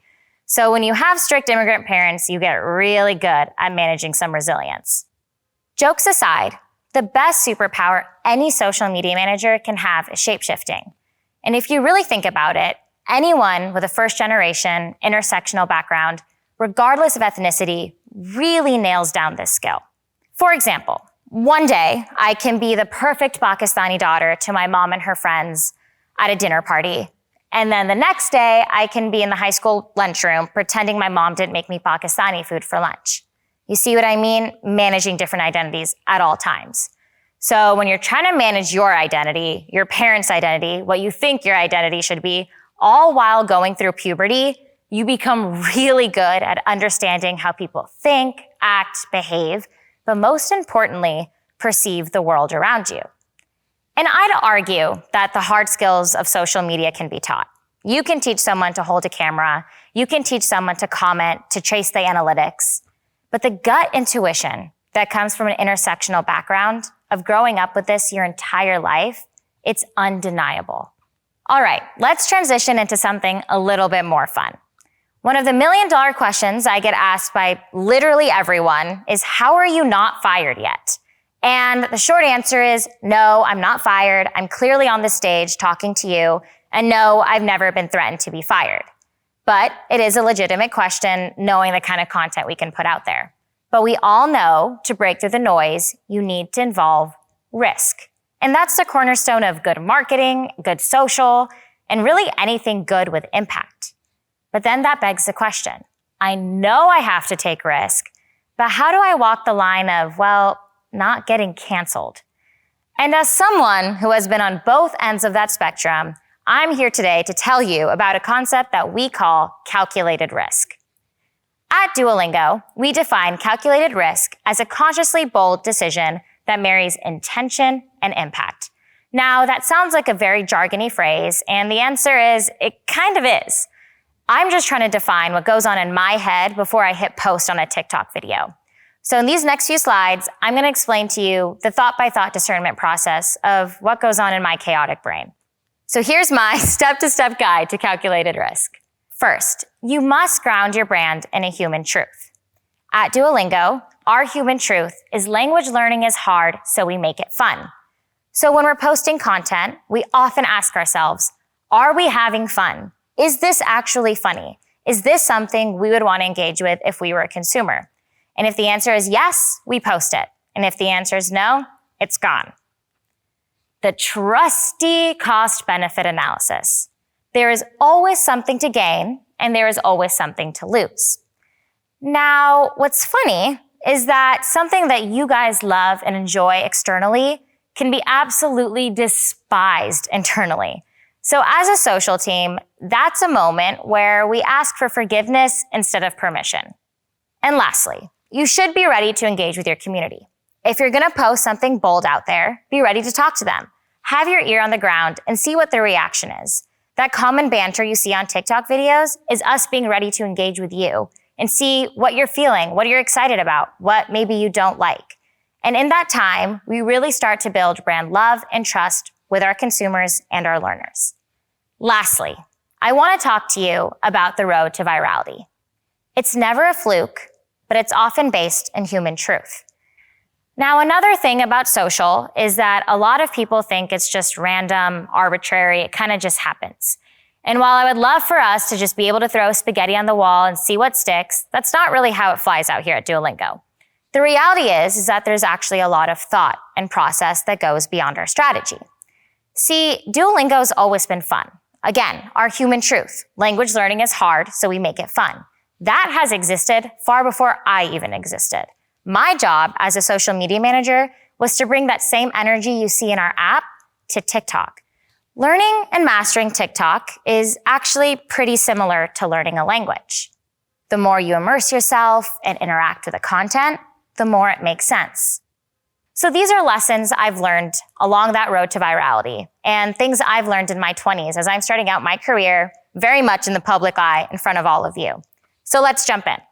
Number 1, Duo's TikTok comments are the new push notification. We all love Duo for his sassy, passive-aggressive push notifications. But last September, TikTok let us know that they now had 1 billion monthly active users. That is a lot of people. And as the businesswoman I am, the first thought that went through my head is that if 1 billion people are on their app, they're not on our app. And that wasn't going to fly. And thus, our TikTok push notification strategy was born. We wanted to bring that same passive-aggressive energy to TikTok and meet you guys where you are at. So say you have a viral video, you're scrolling along, and all of a sudden you see Duo commenting something. We only comment things that are relevant to the video. We're not going to be annoying and tell you to do your lesson because we know you're on TikTok to watch the content. So when you see our push notification, then you actually get a reminder on your own. And we saw the impact of this. A lot of people would respond to us being like, oh my God, I totally forgot to do my lesson. I'll be right back. And in fact, when we saw a viral comment, we would actually see an uptick in users. It was uncanny the impact of being authentic and human, I guess even in owl form, can have. Now, this is a lesson that's really near and dear to my heart. Be kind to each other, but hard on the work. Now, what I'm learning and what I've continued to learn as being a social media manager is the power of kindness. And I'm not saying that we can't hold each other accountable. I think accountability is important. That's where growth comes from, and that's how we become better people. But I urge you to think about when you're in the process of holding people accountable, when you're in the process of calling someone out on their mistakes, the impact of what kindness can have. Because when you're kind to each other, but hard on the work, then real change actually occurs. And that's something I've seen at Duolingo. And that's one of the secrets of why I'm not fired yet, quite honestly. I've received kindness when I messed up. I still received, hey, you gotta do better. That didn't mean that I was done and gone for. So I really urge you to think about what it means to be kind to each other, but hard on the work. Now we've seen the numbers and the headlines. Over 4.5 million followers with over 180 million views. That is crazy. I had a $0 budget, a crusty owl suit, and an iPhone. Duolingo empowered the skill set I had growing up with an intersectional background. I was given opportunity to take risk, and not just arbitrary risk, but calculated risk.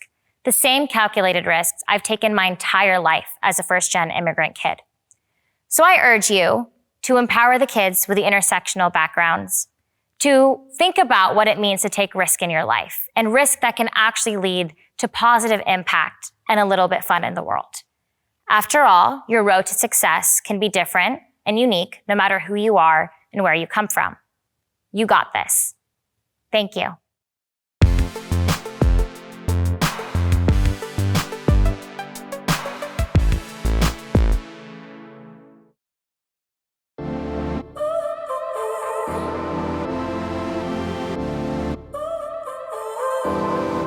So now you're here again, knocking at my door. A little too late for, I'm sorry for. The lights went out 'cause you kept cutting the cord, and I started to fade into your gray. See, I finally opened up my eyes, and I saw me coming back to life. That I'd be better without you inside. It's time to be someone I wanna recognize. The future starts right now. I made a reservation, but you never came, so I'm checking out. The fire you stole away, I know one day we'll come back around. The future is now.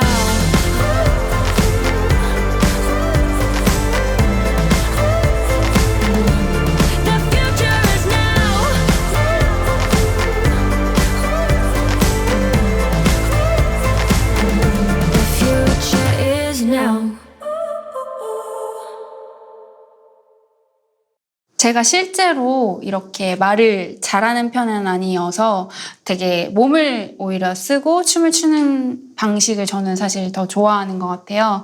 그래서 춤을 출 때 가장 나답다라고 생각이 들고 자신감이 있고 나를 표현하는 데 있어서 어떠한 형식에 얽매이지 않고 가장 자연스럽고 자유로울 수 있다라고 얘기할 수 있습니다.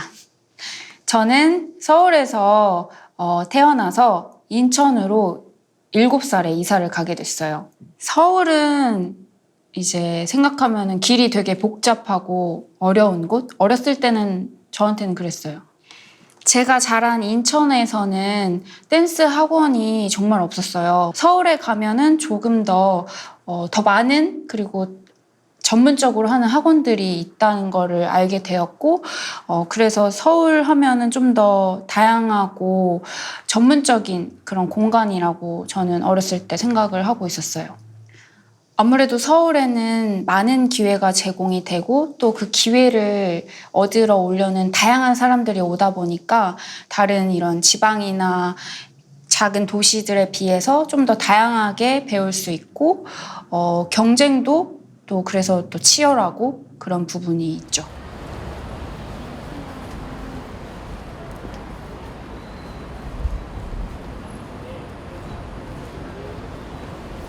저는 생각보다 어렸을 때는 조용하고 내성적인 편이었어요. 어디 가서 나서는 거를 좋아하지 않는 편이었고, 이제 친한 친구들이랑 놀 때는 막 장난치고 까불고 이러는데 공식적인 자리에서는 되게 조용하고 묵묵히 그냥 열심히 하는 그런 아이였습니다. 제가 춤을 처음으로 시작하게 된 첫 번째 계기는 다들 한 번씩 경험했겠지만 TV에서 이제 가수들의 멋있는 뮤직비디오나 무대를 보면서 나도 따라해보고 싶다, 나도 저렇게 되고 싶다라는 생각을 한 번쯤은 다들 가져보실 수 있을 텐데, 저도 마찬가지로 그 가수분들의 춤을 보면서 나도 저렇게 춤추고 싶다라고 생각하고 집에서 이렇게 비디오를 돌려보면서 이렇게 끊어서 혼자 따라해서 추고 그랬었거든요. 제가 가장 크게 어렸을 때 영감을 받을 수 있었던 가수분은 한국의 보아입니다. 그때 뮤직비디오를 봤을 때 저도 따라하고 싶다고 생각해서 계속 돌려보고 막 뮤직비디오에서 막 바람이 머리카락이 휘날리는 게 나오거든요. 집에서 이렇게 책상 위에다가 선풍기 놔두고 선풍기 튼 다음에 저도 막 바람 맞으면서 따라하고 막 네, 그랬었어요.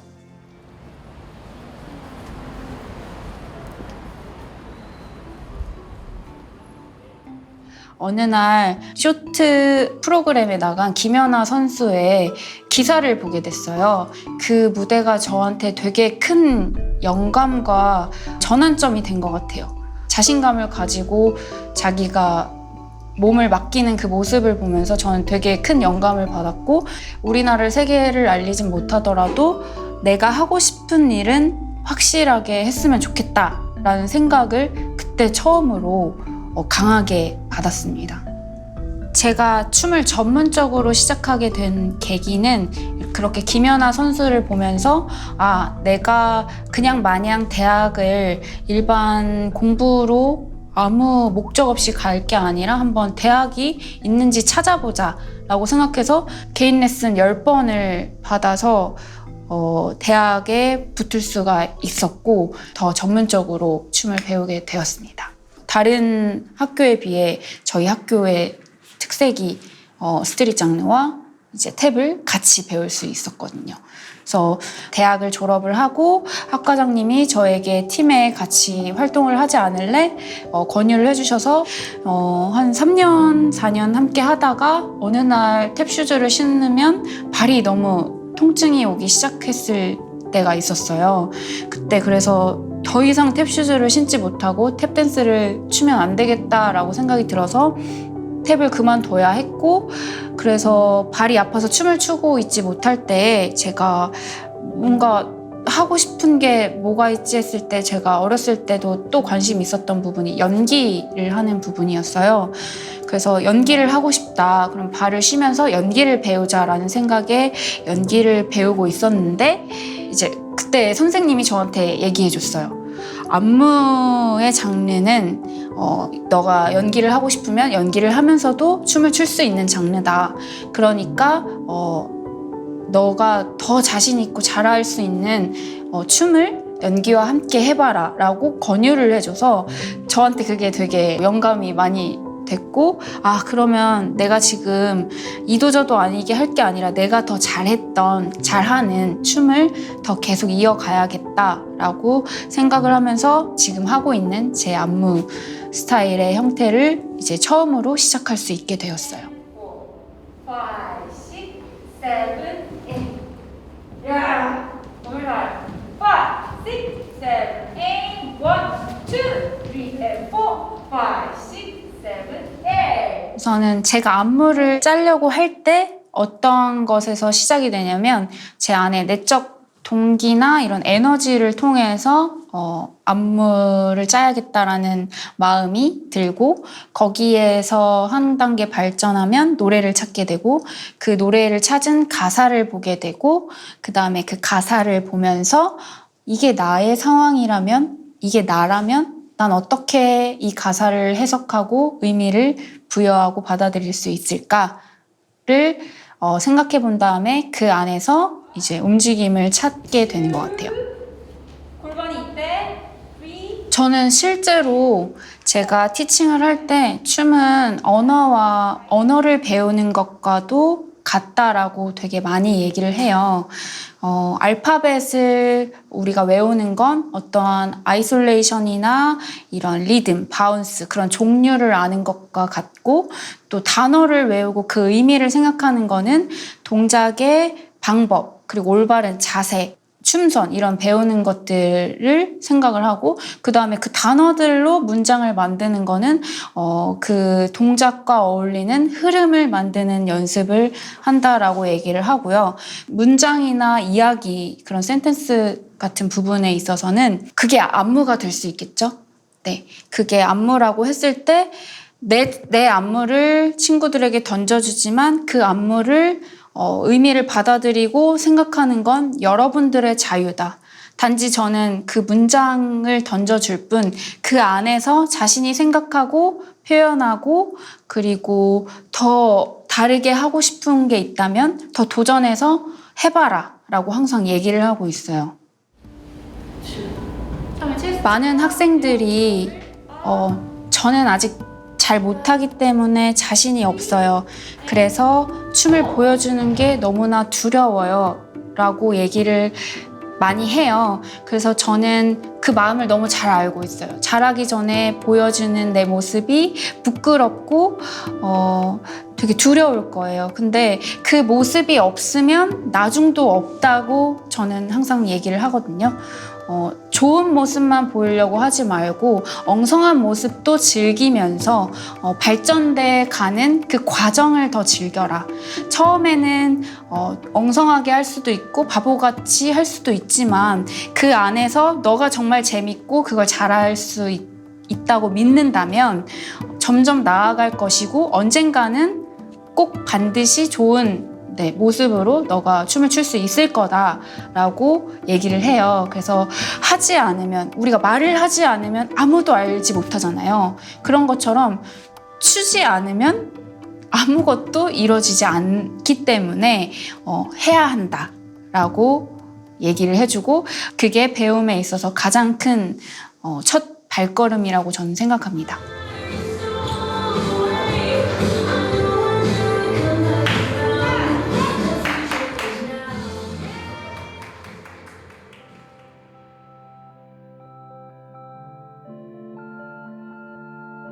제가 선생님은 그렇지 않으시죠? 라고 물어본 학생들도 있는데 저는 아직도 떨리고요. 근데 이게 언제 없어지냐면 음악이 나오는 순간 저는 신기하게 그게 없어지는 편이에요. 저한테 그런 능력이 있어서 음악이 틀어지면 제가 그 음악과 하나가 되어서 뭔가 그 안에 집중할 수 있는 그런 집중력, 몰입력이 저한테 있어서 제 성격이 내성적이지만 이렇게 춤을 출 수 있는 것 중에 하나라고 생각을 하거든요. 근데 그때 저는 제가 가장 크게 살아있음을 느끼고 이 춤을 추는 동안에 뭔가 아무 생각도 하지 않고 거기에 집중해서 춤을 출 수 있다는 것에 가장 큰 매력이 발산이 되는 것 같아요.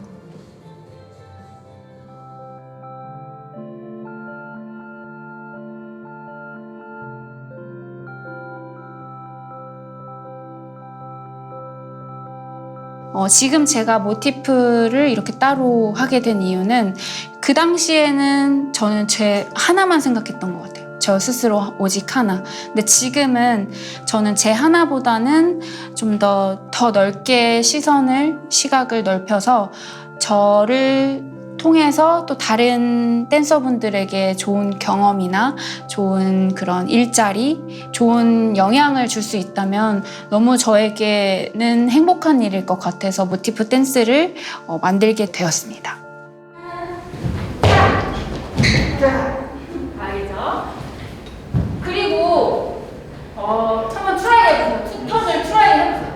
지금 되든 안 되든 간에 그냥 자기를 믿고 그냥 돌아. 옆 사람만 때리지 마세요. 알겠죠? 2, 3, and 4, 5, 6, and 7, 8.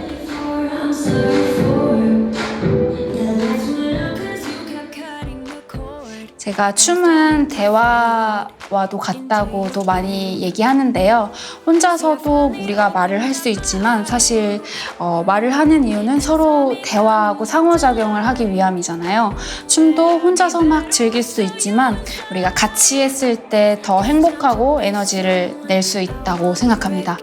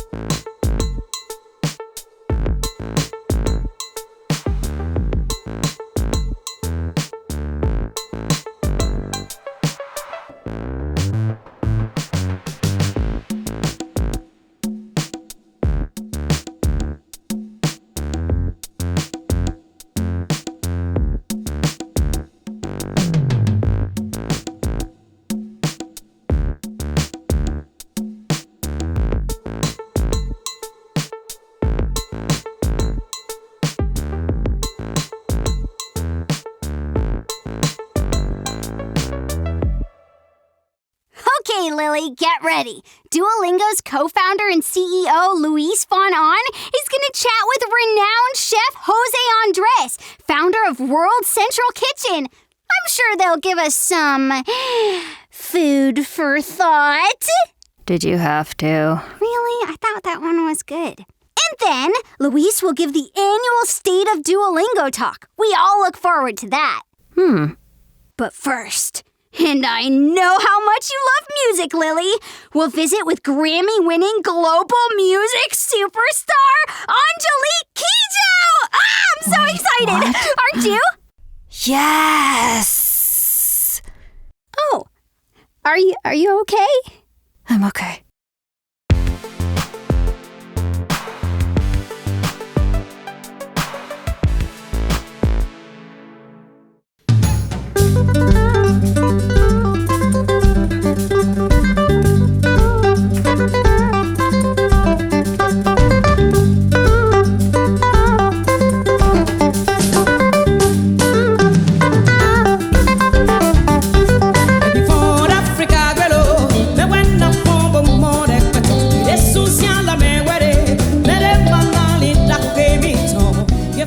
I don't know where my voice comes from.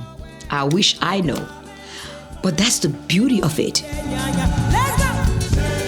Well, I like to do many things. For me, life is too short to be doing the same thing all the time. Even with my music, every album is another challenge for me because I want to live fully my life. And if I have the opportunity to do a lot of things that can be empowering for people, I just do. The first language I hear is the language of my mother, is Yoruba. And then my father was always there speaking. I started singing before I started making phrases. Because I was surrounded by aunties and uncles that were always singing about this or that, and music around the house. I come from an oral tradition. Nothing is written for me to go read in the book. So if you don't ask, how do you know? My curiosity was endless. That's the kind of child I was, asking questions all the time. My nickname was when, why, how. On my way back from school, I'm always excited. I'm like, who's gonna be in the house speaking the language I don't understand? Who's gonna bring his music and I'm gonna listen to it? I mean, that's how music has become something very central to my being because I learned to know people and culture. People's culture through their music. When somebody comes to visit, the person comes start speaking the language, so you start listening to it and you start making that language yours. So I won't say I was speaking one language, I was speaking multiple languages since I was a kid. Well, one thing that is really important that I want to bring here is that we need to teach our kids at early age at least 2 different languages. Because when you speak different languages, you learn better. You understand the world not being just the focus of the language you grew up in.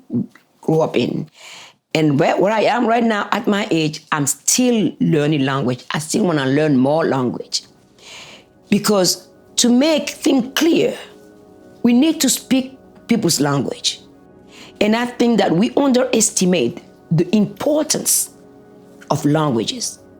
And we need and we owe our children, this generation coming, for them to be bilingual, trilingual, any language they want to learn. A child is not an object. It's another human being that we brought on earth. That child should grow up and say, I'm interested about your language and your culture. How can we sit and talk? What can we do together? That it comes back to music being a universal language because we are there for each other. It's my passion for language that make me choose music because I know I could use it. I could use it to touch people. The passion for singing in different languages comes from the fact that I have been exposed to different types of music from all over the world. The thing about music is, if you're not humble, you don't touch people. Because speaking in a language that people don't understand, I got to be naked spiritually for people to be able to do what they do with me. It means you have to accept that your vulnerability is not a weakness, but a strength to be able to reach out to people in front of you. Let's sing. The song goes like this. Ashe mama, Africa. Ashe mama, Africa. Let me hear you. Come on, y'all. Ashe mama, Africa. Come on, second time. Ashe mama, Africa. Now you alone.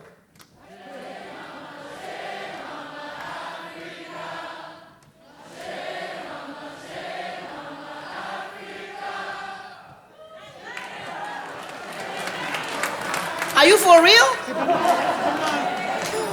Huh? Jesus. Okay, go ahead.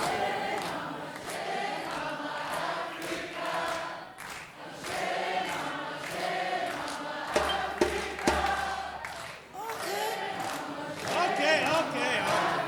Oh my God. We wanted them to sing. No, we can't stop. Okay, when I tell you, let's go, you know what you gotta do.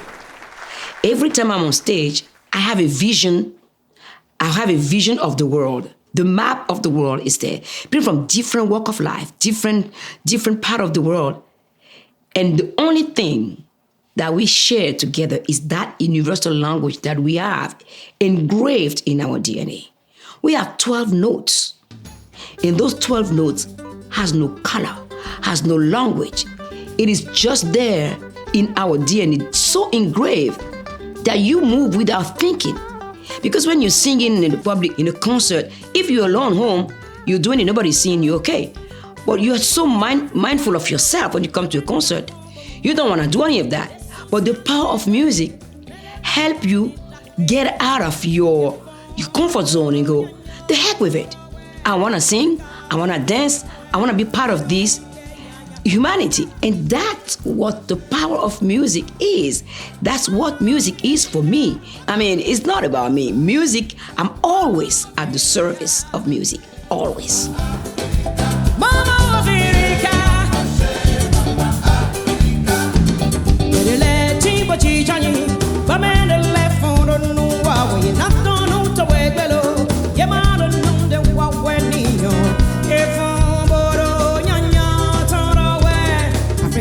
Music demands generosity. I've been told since I started singing since I was a kid by my uncles, my aunties, everywhere in my village. That talent of yours is not given to you for you to keep it. It's given for you to share it with the most people around the world. And when you understand that it's not a burden, but a gift to share, that's what keeps me humble. Seeing people singing in my language, not understanding what they are singing about. Come on, y'all.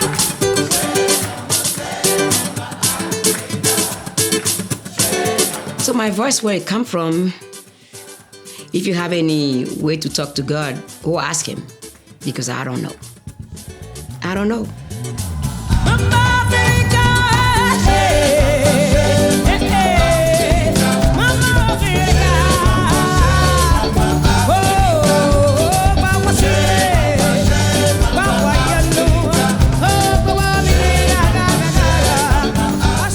musician is a privilege.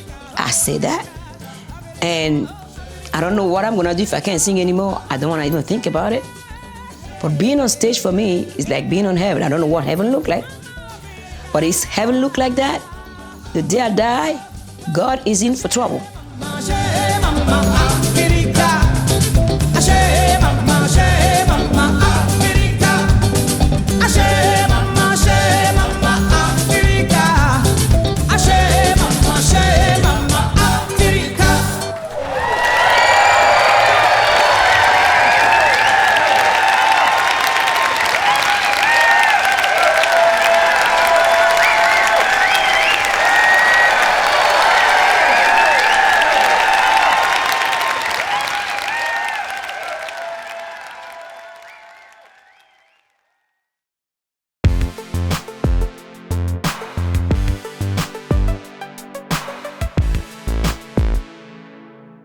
Muchas gracias por estar acá, José. Por supuesto, yo soy un gran fan de tus restaurantes. Acá en Washington es uno de los chefs mejores chefs del mundo y más famosos del mundo también. Tenemos algunas preguntas para ti. Quiero empezar con tu historia de la comida. Yo sé que empezaste a cocinar gracias a tus padres. ¿Nos podrías contar un poquito cuál fue tu primer platillo o cómo fue que aprendiste a cocinar? Lo que siempre la familia nos unía era la cocina. Primero por necesidad, porque hay que comer. Pero mi padre, el volver del hospital, cuando salía del turno de la noche, lo primero que hacía era pasear por el mercado y me acuerdo de mi padre llegando, por ejemplo, con unos kiwis. La primera vez en mi vida que yo había visto kiwis y mi padre. Mi padre llegaba del supermercado como si hubiera descubierto, no sé, un nuevo mineral que va a cambiar un mineral que levita y que va a cambiar la historia de la humanidad. Era buen cocinero. Y era buen cocinero, pero sobre todo lo que era investigador. El ir al mercado puedes hacerlo pasando y no pasa nada, o encontrar algo y traerlo. Sí. Entonces mi padre cocinaba mucho, los fines de semana sobre todo. Mi madre era más la cocinera de lunes a viernes, aunque ahí ayudaba a todo el mundo. Todos poníamos la mesa, todos quitábamos la mesa y todos participábamos pero un ellos poquito. Aprendieron a cocinar por necesidad. Por necesidad, porque ir a un restaurante... yo no me acuerdo haber ido a restaurantes. Como mucho íbamos al bar que había en una gasolinera que tenía el menú de la semana. Ajá. Y eso podía suceder una vez al mes. Sí sucedía. Se cocinaba en casa, se iba a comprar, se iba por el pan. Cada día se iba por el pescado cuando comías pescado y se iba por la carne el día que comías la carne. Ya. La nevera no es que estuviera nunca muy llena. Oye, una clase media bien. Pero yo me acuerdo que el cocinero era parte de... Sobre todo a final de mes. A final de mes, hasta que el siguiente ya no había cheque dinero. Llegaba, porque ya habías pagado la luz, el agua, el alquiler, o en el caso de mis padres, que se acabaron comprando la casa, pues las cuotas, pues, llegabas como llegabas. Me acuerdo esos momentos donde mi madre, de 4 pedazos de carne picada que quedaban del pollito, un medio huevo hervido, te hacía una bechamel, te hacía unas croquetas. Wow. Te cogía el pan duro, te lo metía en la máquina de moler el café. Por eso el café en mi casa yo creo que era siempre tan espeso, porque utilizamos la misma máquina para el pan y para el café, y te hacía ese pan rallado en el cual le daba un rebozado a esas croquetas y las freía. Y yo no te voy a mentir, pero esas croquetas que hacía mi madre, las croquetas de fin de mes, porque siempre aparecían a final de mes. Al principio de mes había pescado, había carne. No, yo no quiero esto, yo quiero croquetas. Niños, a callar. Los platos de final de mes son los que yo siempre recuerdo con mucho cariño. Que eran los más baratos. Los más económicos, sí. Y lo que eran de las sobras que decíamos, ¿no? Muchas veces en mi casa se decía, hoy cenamos de sobras. Significa que quedaban, de los últimos 3 días, había quedado esto, aquello, las judías verdes con patatas, un pescadito que había quedado rebozado, que estaba ahí en la nevera. Y comer de sobras era, a lo mejor hacías una ensaladita, pero ponías las sobras y eso es como comíamos, ¿no? Esos momentos yo sí que los recuerdo con un cariño increíble. No ya aquellos del día de fiesta, que era el día de Navidad, pero esos días también mundanos que parecía que no pasaba nada. Hoy en día que yo me acuerdo, me doy cuenta que con mis hijas siempre estoy intentando, niñas, venir a casa a comer, papá, es que tengo cosas que hacer. En mi casa esto era como incluso esos días, un lunes, martes por la noche, que no pasaba nada, esa media hora, 45 minutos, una hora de sentarnos a comer, yo sí que la recuerdo con muchísimo cariño. De mi infancia con mis padres son esos momentos que recuerdo con mucha nostalgia. Y ahí empezaste a cocinar.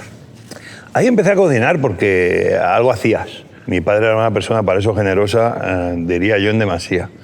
Y invitaba sin mantener muy buen control de a quién invitaba. Nadie sabía cuántos iban a llegar. Y mi madre siempre preocupada. No es lo mismo que llegaran 10 que 50. Y en caso de mi padre eso podía suceder fácilmente. Porque invitaba no a casa, pero sino a un descampado que podía haber cerca de un campo de fútbol donde quedaban todos los amigos y se ponían a jugar al fútbol, y donde ahí hacíamos un fuego y mi padre me ponía a mí a hacer el fuego. Y él se traía esta paella, esta gran olla gigante, donde se hace el plato de arroz tan tradicional en España, sobre todo en Valencia, y donde mi padre no me dejaba cocinar, solamente me ponía a hacer el fuego, hasta que yo un día le dije, papá, yo quiero cocinar. Ya llevo muchos años ayudándote a hacer el fuego. Niño, tú a callar y hacer el fuego. Me enfadé y me envió fuera. Comieron sin mí, obviamente. Me cogió mi padre y sí que me dijo, hijo mío, yo sé que todo el mundo quiere cocinar, pero nadie le interesa hacer el fuego. En la vida hay que primero controlar el fuego, hay que saber hacer el fuego, y una vez que ya lo has controlado, ya puedes cocinar lo que quieras. El fuego es lo más importante. Obviamente, esa era una gran lección para un cocinero. Claro. Pues yo ya estaba camino de querer serlo, aunque era muy joven. ¿Quién me iba a decir a mí que esas lecciones fueron muy importantes? Pero si te das cuenta, también es una metáfora de la propia vida. Controla el fuego, adivina cuál es tu fuego, y contrólalo realmente. Y luego puedes hacer todas las cocinadas que quieras con tu vida. Esa yo creo que a lo mejor, no sé si mi padre fue tan romántico o soy yo el que ha romantizado. Tal vez él solo lo dijo. Ese momento. Sí. Pero yo creo que la vida sí que es bonito recordarte esos momentos que alguien te dijo algo, o te dio una indicación, o una mirada, o una sonrisa, o una frase que nunca sabes cómo te va a acabar impactando. Pero yo sé que esos momentos en mi vida sí que tuvieron mucha importancia, tanto ese momento mágico de cocinar con mi padre y de que un enfado saliera algo, considero yo, mágico, un consejo que me ha valido mucho en la vida, pero también esos momentos mundanos donde simplemente comiendo con lo que había sobrado de la semana era también un momento que podía ser algo muy especial. Para mí mi plato favorito, mi plato de confort es el bistec. ¿Cuál es el tuyo? Si vas a coger un platillo, pues un pedazo de piña. Una piña. Tú coges la piña, huele, la tocas, está húmeda, ese frío que tiene, ese dulzor ya solamente con el olor, te la traes a los labios empiezan ya a sentir como wow, esto es impresionante. La masticas, todos esos jugos que empiezan a llenarte todo, esos aromas que van subiendo por el retronasal, el cerebro te empieza a explotar, decir, esto es puro placer. Y hasta el final, ese pedazo de piña en tu boca es algo que realmente disfrutas. Entonces, bueno, eso para mí sí que es muy importante, porque para mí el comer tiene que ser disfrutar. Claro. Y disfrutar en cada segundo. Y eso para mí ha tenido siempre mucha importancia en lo que es la cocina. Cómo conseguir que algo tenga el mayor disfrute posible en la forma que lo cocinamos y en la forma que lo presentamos. Tú me preguntas a mí un plato que a mí me gusta muchísimo. Sería el arroz a la cubana. Es un arroz que no te encuentras en Cuba, pero que no te lo encuentras prácticamente en ningún libro de cocina española. Es como que no existe. ¿De dónde es el arroz a la cubana? ¿Es de España? Cubano? Es de España. Okay, arroz a la cubana es de España. Y lo come absolutamente todas las familias, al menos un día a la semana. Ajá. Nunca aparece en los libros de cocina, nadie le da importancia, nadie le da el peso específico que tendría que tener, y sin embargo es algo que toda la gente española, desde joven, en cualquier provincia de España, ha crecido. Yo no sé qué es el arroz a la cubana. Es un arroz blanco que puede o no ser salteado con un poquito de ajo. Un huevo frito bien hecho, con aceite de oliva. Una salsa de tomate, a ser posible casera, y si no es casera, antiguamente era la salsa de tomate Solís. ¿Con pedazos o no, total? salsita bien pasada. Bien pasada, pero bien rica, bien dulce, ácida. Y a lo mejor puede llevar una salchicha. Y a lo mejor puede llevar un pedazo de plátano que se ha pasado por la misma sartén en la que has hecho el huevo frito y has pasado la salchicha. Eso sería el arroz a la cubana. Ese plato, a mí, es una de las cosas que yo de pequeño era arroz a la cubana. Lo pedíamos tanto que decían, no, solamente se come una vez a la semana, porque yo lo comería todos los días. Hoy en día me hace mucha ilusión porque lo tengo en alguno de mis restaurantes y me río mucho porque en España es complicado encontrarte ese plato. En los restaurantes es muy complicado, por no decirte imposible. Es un plato que te lo comes solo en la casa, solo en la casa. ¿Y en qué restaurante lo tienes acá? En Jaleo. Jaleo, sí, pues eso iba a pensar. El bazar que tengo en Miami, el que voy a ahora tener en Nueva York, el que tenemos en Las Vegas, que es una versión más sofisticada, que cogemos huevos de codorniz, pero recreando los mismos sabores. Lo que pasa es que te comes 12 huevos de codorniz encima del arroz con la salsa de tomate y recreando esos sabores también que yo tanto recuerdo de infancia, aunque subiéndole un poquito el nivel en cuanto a la presentación. Voy a intentar hacerlo, porque no suena tan difícil hacerlo. No, pero freír un huevo sí, ¿eh? Freír un huevo frito... Ok. Es complicado, ¿eh? No me va a quedar tan bien como a ti, pero... Es muy complicado. Yo todavía estoy intentando hacer un huevo frito bien hecho, ¿eh? O sea, cuidado, ¿eh? No, freír un huevo frito es muy complicado, ¿eh? No, claro. Bueno, hablemos un poco para mí, y creo que para mucha gente, World Central Kitchen es una gran inspiración. Sé que acabas de regresar de Ucrania. ¿Podrías hablarnos un poquito de tu viaje, de por qué estás haciendo World Central Kitchen, de lo que están tratando de hacer? Porque para mí, bueno, yo creo que la mayoría de los que van a ver esto han oído de World Central Kitchen, pero por si no lo han oído, ¿nos puedes decir qué es y bueno, qué has Bueno, hecho? mira, World Central Kitchen es una organización que simplemente en las emergencias a las que acudimos nos dedicamos a que la comida y el agua no sea un problema. Tan sencillo como eso. No es una organización muy grande, la fundamos en el 2010, después del terremoto que destrozó una gran parte de Puerto Príncipe en Haití. Y ese momento es cuando yo acudí y vi que el conocimiento que tengo para dar de comer en mi restaurante a los pocos y mi profesión, pues que lo podíamos poner también al servicio de dar de comer a los muchos. Curiosamente, en una emergencia, pues envías a doctoras como tu madre o enfermeras como la mía a encargarse de los heridos, a los hospitales de campaña que se puedan formar. Envías a bomberos para hacer servicios de apagar los incendios que se hayan creado en terremotos o hacer labores de rescate a gente que haya quedado bajo los escombros. Envías a ingenieros para comprobar que los puentes no han sido dañados. Envías a este tipo de personas que son especialistas en lo suyo. Pero curiosamente yo me daba cuenta que nunca se enviaba a cocineros a alimentar a la gente en situaciones complicadas. ¿Qué es tan importante? Y qué mejor que enviar a los expertos en la alimentación, que son aquellos que son capaces de hacer con nada un platillo. Y ahí es donde yo me di cuenta que gente como yo teníamos que ir mucho a estos eventos para aprender, para de alguna manera empezar a involucrarnos más y ver cómo podíamos simplemente convertir un problema en una solución. Y ahí es donde creo World Central Kitchen, debido a la falta de respuesta en eventos anteriores. Katrina pude ver desde mi casa, desde la comodidad de mi sofá, cómo había miles de americanos que estaban en el Superdome, donde nadie fue a ayudarles. Era una imagen donde sucedieron muchas cosas en ese lugar. Parecía una película de miedo y donde al final todo el mundo está muy equivocado en cómo describen qué es un pabellón polideportivo, una arena, como diríamos en inglés. Todo el mundo dice que es un sitio de deportes, ¿no? Donde juegan los equipos de baloncesto o incluso de fútbol americano, en el caso de New Orleans Saints. Pero están equivocados. Yo digo que es un restaurante gigante que entretiene con deportes y música.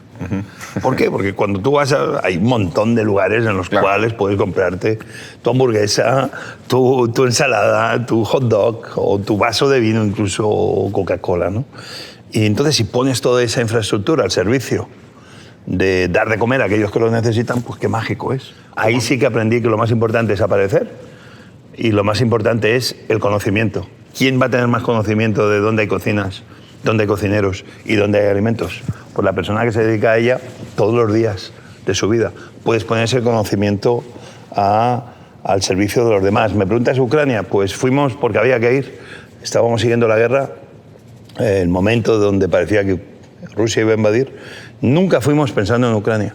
Aparecimos en Polonia, en un pueblo que se llama Shimish, que ha sido para mí el gran héroe de todo esto, porque es un pueblo de 60.000 personas que han visto pasar casi 2 millones de ucranianos. Un pueblo de 60.000 que han visto pasar a través del pueblo casi 2 millones de ucranianos, buscando otros lugares en Polonia, en otras partes de Europa. Rápidamente llegamos, empezamos a cubrir toda la frontera polaca. Rápidamente vimos que no era suficiente, que había que ir a todos los demás países. Acabamos en Eslovaquia, en Hungría, en Rumanía, en Moldova. Y teníamos más de 40 lugares donde dábamos de comer 24 horas al día. No solamente comida caliente, hacía un frío increíble, pero también lugares para que las madres, los niños, los ancianos pudieran tener un lugar de... Y daban la comida gratis. Sí, claro. Pero eso ya es parte de cómo comenzamos. Pero vimos que también había problemas en el interior de Ucrania. Las colas eran de 5 días. Tú imagínate que de golpe están saliendo 150.000 personas, 200.000 al día, por esos puntos que a duras penas ven unos pocos miles. De golpe eso pone la situación muy tensa. Había gente esperando muchísimo tiempo para poder cruzar. Había que hacer lo mismo en el lado ucraniano. Así es como empezamos rápidamente a responder en todos los mismos puntos fronterizos que comenzábamos en los países que daban la bienvenida, pero en los mismos puntos de salida de Ucrania. Pero rápidamente eso ya lo teníamos hecho. Vimos que había mucho más problemas. No todo el mundo se iba. Había gente que se convertían, digamos, en desplazados dentro de su propio país. La gente del este acudían a lugares como Leópolis, Lviv o Kiev, que seguía todavía en ataque cuando llegamos, y veíamos que había mucha gente pues, que vivía en cualquier lugar que podían, en estadios, en escuelas, en iglesias, en sinagogas, donde alguien pudiera acoger, allí había pues, escapándose de la guerra. Allí había que ayudarles porque no tienen cocina de golpe para dar de comer a 1.000 aquí, 500 allí, 200 allá. ¿Qué es lo que dimos nosotros? Lo más lógico, si los restaurantes estaban sin trabajo, porque una guerra lo paraliza todo, pero sí que estaban físicamente dispuestos a poder utilizar esas cocinas para producir alimento, ¿qué más inteligente que rehusar utilizar esos restaurantes, esos cocineros y las ganas que tienen de ayudar para cubrir las necesidades puntuales? Por eso hemos tenido al final más de 550 restaurantes trabajando con nosotros. Estamos en 8 países. Wow. Estamos haciendo 1.2 millones de comidas diarias. Estamos repartiendo en más de 4.200 puntos diarios. Estamos en cientos de ciudades, en Ucrania solamente, y donde ahora estamos haciendo unas 350.000, 400.000 comidas calientes que se dan en esos refugios donde no hay facilidad de cocinar. 15 millones de ucranianos han sido desplazados o se han convertido en refugiados. Cuando un país de 45 millones tiene a 15 millones totalmente desplazados, lo normal es que el sistema normal de funcionamiento de la sociedad se paralice. World Central Kitchen lo que ayuda es a cubrir temporalmente esas necesidades para que el alimento no sea un problema más a los muchos que ya tienen. Es una historia larga. No, pero increíble. Sí, hemos llegado. ¿Cómo es una comida, la comida caliente? ¿Quién decide el menú? Bueno, imagínate, teniendo 550 restaurantes, pues hay 550 chefs. Cada quien hace lo que quiere. Cada uno hace lo que quiere. La razón por la que nosotros hacemos comida no es porque Ucrania no pueda alimentarse, es que están en guerra. Y cualquier país que esté en guerra, de golpe vamos a ver que los sistemas normales se paralizan. Hay muchos bombardeos, hay muchos misiles. Claro. Hemos hecho cocinas, hemos perdido alguna cocina. Que le caiga un misil o saber ni qué. Por suerte, de nuestro equipo no le ha pasado nada a nadie, solamente hemos tenido unos cuantos heridos. Hemos perdido vagones de tren llenos de alimentos, porque los trenes han sido continuamente bombardeados. Pero es que estamos tan presentes que lo normal es que alguna de la infraestructura que tenemos pues suceda. Lo que toco madera es que no le suceda absolutamente nada a nadie, e incluso menos a la gente que nosotros tenemos cocinando. Tenemos mucha gente que está muy cerca del frente. ¿Por qué? Dices, ¿y por qué hay que darle de comer a gente que está del frente? Cuando hay personas de 70 y 80 años, enfermos, mayores, sin dinero, sin coche, que lo único que conocen es el lugar donde viven, es complicado. Y además es una situación tensa, no es que haya un autocar de venga, ahora se pueden ir, no. Por eso estamos allí muchas veces alimentando, y los ucranianos, pues yo a veces les digo, os estáis arriesgando demasiado, Me dice, ¿y tú también, que estás con nosotros? Digo, sí, eso es lo que yo pienso. Pero yo estoy contigo porque tú vas. Eso es lo que yo pero pienso. Es muy difícil dejar a esa gente sola y abandonada, y más cuando piensas que puedes hacer algo. Pues sí que se ponen en peligro, pero eso yo creo que es un esfuerzo que siempre va a valer la pena, ¿no? Porque no puedes dejar que gente tenga ya triple sufrimiento, ¿no? El sufrimiento de la guerra, el sufrimiento de las condiciones en las que vivan, y que encima pues no tenga alimento continuamente. De los almacenes van a los sitios más pequeños, a los restaurantes, y por eso cuando me preguntabas qué cocinas, cocinamos lo que encontramos, cocinamos lo que tenemos, pero que el alimento no es un problema. Es más la logística, es más el dinero, quién paga, quién lo paga. Bueno, para eso estamos nosotros, que gracias al apoyo, sobre todo dinero que viene de Estados Unidos, pero cada día más viene mucho dinero de otras partes de Latinoamérica y del mundo, que es lo que nos permite ser una organización que somos rápidos, porque la gente confía en nosotros, en que vamos a hacer uso del dinero que nos donan de la mejor forma posible. Una organización de logística. Al final lo que somos es logística. Al tener ese sistema de logística y de distribución, nos permite siempre poder responder más allá de lo que la gente espera que un grupo de cocineros esté haciendo. Qué bonito, qué bonita historia, qué bonita historia. Nosotros nos enteramos que en Polonia en particular, como llegaba tanta persona de Ucrania, la gente tenía que empezar a aprender ucraniano. Y en nuestro caso vimos que el número de personas aprendiendo ucraniano en Duolingo se multiplicó por 6, y casi todos eran en Polonia. Y nos contaban que habían, no sé si lo viste, en los supermercados todas las señales estaban ahora en ucraniano y todo. Increíble. Polonia pasó rápidamente de polaco a ucraniano. Yo tenía que aprender ucraniano muy, muy rápido, al momento exacto. Que además funcionaba muy bien en la dinámica de hablar. Me acuerdo que el 1 de abril estaba en Bucha, que Bucha se convirtió en un pueblo que ha sido sinónimo de la matanza tan atroz que han hecho los rusos. Y en Bucha pues pudimos ver aquellas imágenes salvajes de gente en la calle, civiles. Y solamente por haber salido a buscar una barra de pan, pues simplemente eran prácticamente ejecutados a sangre fría. Estuve en Bucha prácticamente a las menos de 12 horas de haber sido rescatado, y ahí sí que tuve una escena de que sí que llevaba fotógrafo, que a la vez era traductor, y había un letrero que le pregunté y ni me respondió, ni me dio por yo volverle a preguntar, porque era un momento tenso. Por diferentes razones. Y cuando ya estamos de regreso 4 o 5 horas después por ese mismo camino, que repito era tenso, le pregunto, oye, ¿y eso qué era? Y dice, ahí dice cuidado, minas. Le digo, hombre, muchas gracias por eso. Aprender idiomas minas. Es importante. Y sobre todo leer es importante. O sea, que si a alguien no le queda claro porque es importante saber varios idiomas, querido amigo, pues porque te puede salvar la vida. Bueno, qué coraje. Bueno, una última pregunta, porque ya sé que no tenemos mucho tiempo. Has dicho que la comida es amor en un plato. Sí. ¿Me podrías decir qué quieres decir con eso? Es que hay muchos amigos, muchas personas que te dicen, es que yo no sé cocinar. Bueno, a ver. Yo soy muy práctico para cocinar. O sea, yo digo, tú sabes poner una olla al fuego con un poco de agua y calentar, ya sabes cocinar. Tú sabes coger un cuchillo y cortar un limón, ya sabes cocinar. Tú coges ese limón y tienes un pedacito de pescado, aunque sea, y le pones el limón por arriba, ya estás cocinando. El hecho de coger el hecho de irte a un árbol y coger una manzana del árbol, aunque pueda parecer muy tonto y muy sencillo, eso es cocinar. Porque es el hecho de, es como cuando mi padre llega del mercado con los kiwis. Eso. Sí. Y cuando tú, en el momento que compartes eso con alguien, eso ya es... de una forma es cariño, aunque la persona sea muy cascarrabias, como me dicen mis hijas que soy yo. Papá, tú eres un cascarrabias porque no nos sentamos a la mesa cuando la comida está. Digo, es que se me pasa.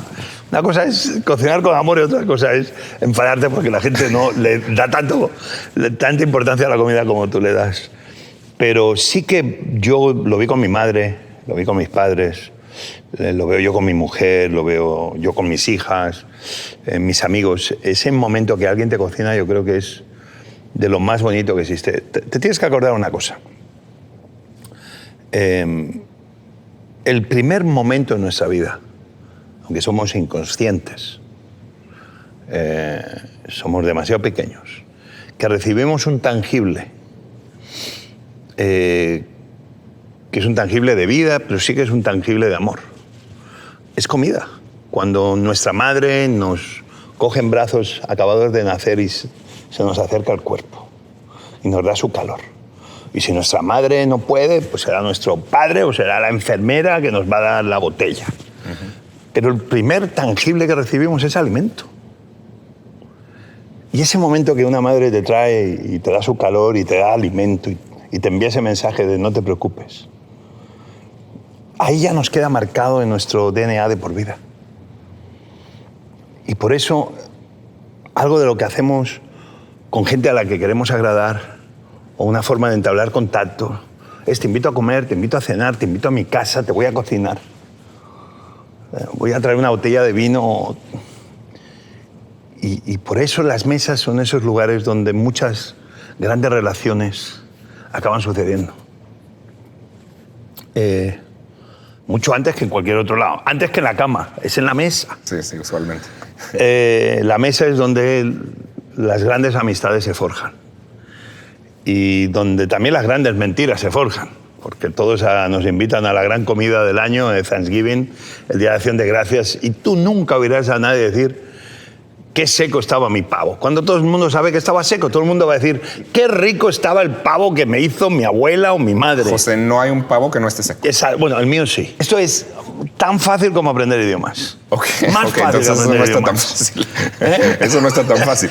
Te voy a dar el secreto, pero no sé por dónde iba con la pregunta que me has hecho, pero yo creo que ya te la he respondido.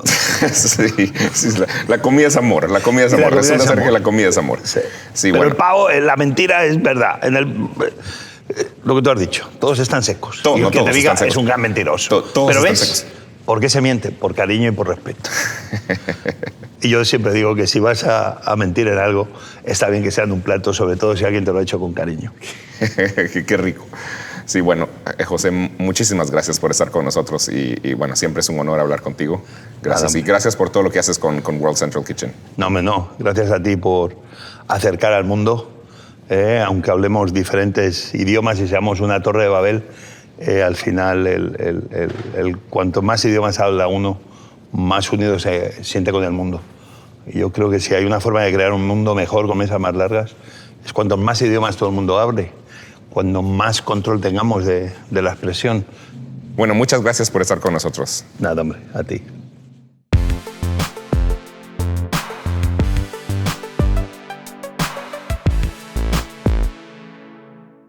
Hi, everybody. My name is Luis Fonan, and I am the CEO and co-founder of Duolingo. And the first thing I want to do is thank you all for being here with us. Everything we do is because of our learners. Now, this is the 4th year that we do our annual conference, DuoCon, and it's been going great. Last year, we had some really amazing speakers, and we had over 130,000 people worldwide watch the conference the day of. And this year, of course, it's been a great conference too, and I want to thank all our speakers, but in particular, I want to thank our MCs, Lily and Zari, for having done such a great job today. Thank you, Lily and Zari. And Lily, we're almost done, I promise. Now, this year is a very special year for us. This is our 4th DuoCon, but this is the 10-year anniversary of Duolingo. We launched Duolingo 10 years ago. And in the last 10 years, we've accomplished some incredible things. Duolingo is now the most popular way to learn languages in the world. And there's some really amazing statistics. For example, there are more people learning languages on Duolingo in the United States than there are people learning languages across all US high schools combined. And this is true in many different countries. Now, over the last 10 years, many things have changed. For example, our owl mascot, Duo, has really evolved to become cuter and cuter. So in 2011, where Duo had chicken legs. Then in 2012, he looked like he was a murderer. In 2014, Duo had a little bit of an awkward teenage time. And in 2019, Duo became a lot cuter, and this is what we have now. Over the years, a lot of people have been asking us if they could get their own version of Duo, their own toy version or a plushie version of Duo. And well, since it's our 10-year anniversary, you asked and we listened. So now you can go to store.duolingo.com and get your own version of Duo. It's a very cute plushie, and you can have your own version of him. Now, many things have changed over the last 10 years, but one thing that has remained the same is our mission. Our mission is to develop the best education in the world and make it universally available. Now, what that means is that anyone, anywhere in the world, can learn a language for free on Duolingo, and we're very proud to be able to allow that. One example of our mission in practice is all the work we've done with Ukraine. Since the beginning of the year, the number of people learning Ukrainian on Duolingo has increased by 500%. Now, many of these learners are learning Ukrainian to show support for the Ukrainian people. But many others are doing so because they live in countries near to Ukraine that are getting a lot of refugees. For example, in Poland, there's a lot of refugees from Ukraine that are coming in, and Polish people are learning Ukrainian to be able to communicate with them. We are very proud that we've been able to help during this humanitarian crisis. Now, it's not our intention to profit from this increased demand of people learning Ukrainian on Duolingo. So we've decided to donate all of the ad revenue from people learning Ukrainian on Duolingo to Ukraine Relief. Over the last 10 years, we have been perfecting the way that we teach with Duolingo. We call this the Duolingo method that we use for teaching. And the Duolingo method is very effective and has 5 components. The first one is on Duolingo, you learn by doing. So as opposed to having to read a bunch of grammar theory or anything like that, the way you learn is by doing. You learn by speaking, you learn by listening, by writing, by reading. And this is grounded in learning science to help your brain learn better. Another component is adaptive learning. On Duolingo, the lessons that you take adapt to you. So if you are getting better and better really fast, the lessons get harder and harder and more sophisticated. If you are struggling a little bit, the lessons get easier and easier. So we have an adaptive learning method. The third component of the Duolingo method is that we really want to form a habit. We've realized that the hardest thing to learn a language by yourself is staying motivated. So we have made Duolingo be as fun as possible and feel as much like a game as possible. So we have bite-sized lessons. We have a lot of gamification mechanics like the streak and all the progress bars and XP, which are experience points. And all of this makes Duolingo really fun to use. Another component of the method is that we are standards aligned.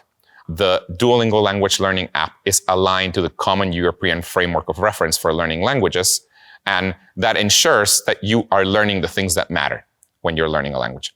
And then the fifth part of the method is that Duolingo is very delightful. When you use Duolingo, we just want you to have a smile on your face. So this is why we have all the really amazing animations on Duolingo. This is why we have our cast of characters like Lily and Zari. This is why we have haptic feedback in the app. All of this combined makes it so that Duolingo is a very delightful experience. Now, as a company, we don't always take ourselves very seriously. And this is, something that you saw. For example, Zaria gave a great talk about our TikTok account, which has millions and millions of followers. And it's because it's our owl mascot doing some pretty silly things. And this is just a reflection of how we think of ourselves as a company. Another example of our silliness as a company is our April Fool's campaign from this year. This is a play on some of the memes that have been going around our owl mascot, that if you don't do your Spanish lessons, our owl mascot is going to kidnap your family. So this year, our April Fool's campaign was this video, and I'll just let you watch it. Has your family been taken by a corporate mascot? Were you extorted by an enormous green owl? Have you been physically or emotionally injured by Duolingo? Did you want to learn a new language but lost your streak and your loved ones? Did you receive disturbing threats such as Spanish or vanish, French or the trench, Japanese or broken knees? If you're a victim of the Duolingo owl, you're not alone. Hi, I'm Peter Francis Menchetti, attorney at law. Over the past decade, I've recovered 537 family members, friends, and precious pets from Duo. Now let me and my elite team of legal professionals at Menchetti & Sons LLC fight for you. Learning a new language was supposed to be fun and easy. Well, if you've ever been thrown in the trunk of a car and driven across state lines by a huge green owl, you know that there's nothing fun and easy about Duolingo. Duo took my family. Next, he took my Funko Pop collection. Menchetti & Sons brought my case to trial, and I won $2.7 million, which numbs the sting of never seeing my husband and children again. Text or call Manchetti & Sons now at 781-STOP-OWL. That's 781-STOP-OWL. Manchetti & Sons, call for help right now at 781-STOP-OWL. Now, let me talk a little bit about some product improvements that we've been making recently. Of course, the biggest one is one that you already saw in another talk at DuoCon, where Ananya talked about our new home screen. We're very proud of this new home screen. It is significantly clearer to users, and also it has a lot of really delightful animations, and we are certain this is going to make learning easier and better. So this is kind of the biggest change that we've done over the last several years. We're very proud of it. Another recent change that we've been doing is we've just made the Duolingo experience a lot more social. That is, you are now able to use Duolingo a lot more with your friends. So, for example, on Duolingo now you can follow people, and people also can follow you. And if you follow somebody, you can, for example, congratulate them. So you can send them, whenever something happens, if they reach a 500-day streak, you can congratulate them. And receiving one of those congratulations from one of your friends feels really, really good and helps you keep going on Duolingo. So making Duolingo more social makes it so that people use it more and more and learn a language more and more. Another example of our social features, one that we introduced recently, is our weekly friend quest, where the idea is that you can be paired with one of your friends, and then together you have to reach a goal. You have to, for example, finish 50 lessons or finish 50 perfect lessons over the next week or something. And then if you both do, you get a reward. This is also something that gets people to use Duolingo more and more and be able to learn a language more and more, because now you feel accountable to your friend to continue learning a language. Another improvement that I want to highlight is all the work that we've been doing on our school's dashboard. If you didn't know, especially if you're an educator, we have a dashboard for teachers to use Duolingo in their classrooms. You can find it by going to schools.duolingo.com. We know that a lot of students use Duolingo in the classroom, and there's a lot of classrooms that use Duolingo. And according to our own estimates, in the United States at least, around 40% of language classrooms use Duolingo in one way or another. They sometimes use it as homework. They sometimes use it as a classroom activity. They sometimes use it as extra credit. And so, classrooms use Duolingo a lot. What Duolingo for Schools is it's a dashboard that allows teachers to track the progress of their students while they're using the standard normal Duolingo app. We've made a lot of improvements to Duolingo for Schools, and we hope that teachers really like them a lot. Another project that I want to highlight is the Duolingo English test. Many of you may not be aware of it, especially if you're in the United States. But the Duolingo English test is a standardized English proficiency exam. The idea is that you can take a test, and at the end you get a score between 0 and 160 of how well you know English. We started this project around 5 or 6 years ago for many reasons. One of the big reasons is that our own users who were learning English started sending us emails saying, hey, I'm glad that I can learn English for free on Duolingo. This is great. I wasn't able to afford learning English before, but now I have a problem. I need a certificate that proves that I know English. Could you give me a certificate? And we got enough of those emails that we decided to go and look at the English language certification market. And what we found was crazy. It turns out that literally billions of dollars every year are spent by people certifying that they know English. There's many reasons for why people take standardized English proficiency exams. For example, if you need a work visa in the UK or anywhere in the Commonwealth, you have to take a standardized English proficiency exam. If you want to apply to come to a university here in the United States or in the UK or in Australia or in Canada, you have to take a standardized English proficiency test to make sure that you speak English. We introduced the Duolingo English test about 6 years ago, and the reason we did it was because before the Duolingo English test, the way people used to certify that they know English is they had to take these standardized English proficiency exams. There's a few of them, and they're all very similar to each other. And the way they work is you have to make an appointment to take them. You have to go to a physical testing center to take the exam. You have to pay about $250 to take the exam, and then you have to wait a few more weeks to get the results. So in all, the process was taking several weeks. You had to go somewhere, and you had to pay $250. The reason we thought this was crazy was because most of the people who have to take English proficiency exams live in developing countries. And in a developing country, $250, that's a month's salary. The testing centers, They're not in every city, so you may have to travel to take the test. So we decided we could do a lot better. So what we decided to do was to make our own English proficiency exam, the Duolingo English test. And there are some really big innovations with it. The first one is that you don't have to go anywhere to take the test. You can take the test from your own home using a computer. So this is an online test. The second one is that as opposed to having to pay $250 to take the test, our test is only $50. So these two things combined makes it so that our test is significantly more available. For example, there are entire countries where you weren't able to take the test before because there were no testing centers, but now these people could take standardized English proficiency exams by taking the Duolingo English test.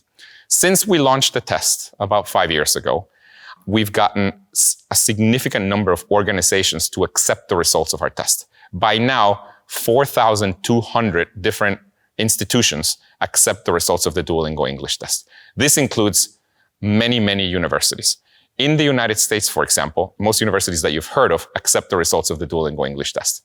Columbia and Yale and NYU and Northeastern and Duke and Stanford and MIT, almost every university that you've heard of accepts the results of this test. And in fact, if you take the top 25 universities in the United States by how many international students they have, 100% of them accept the results of the Duolingo English test.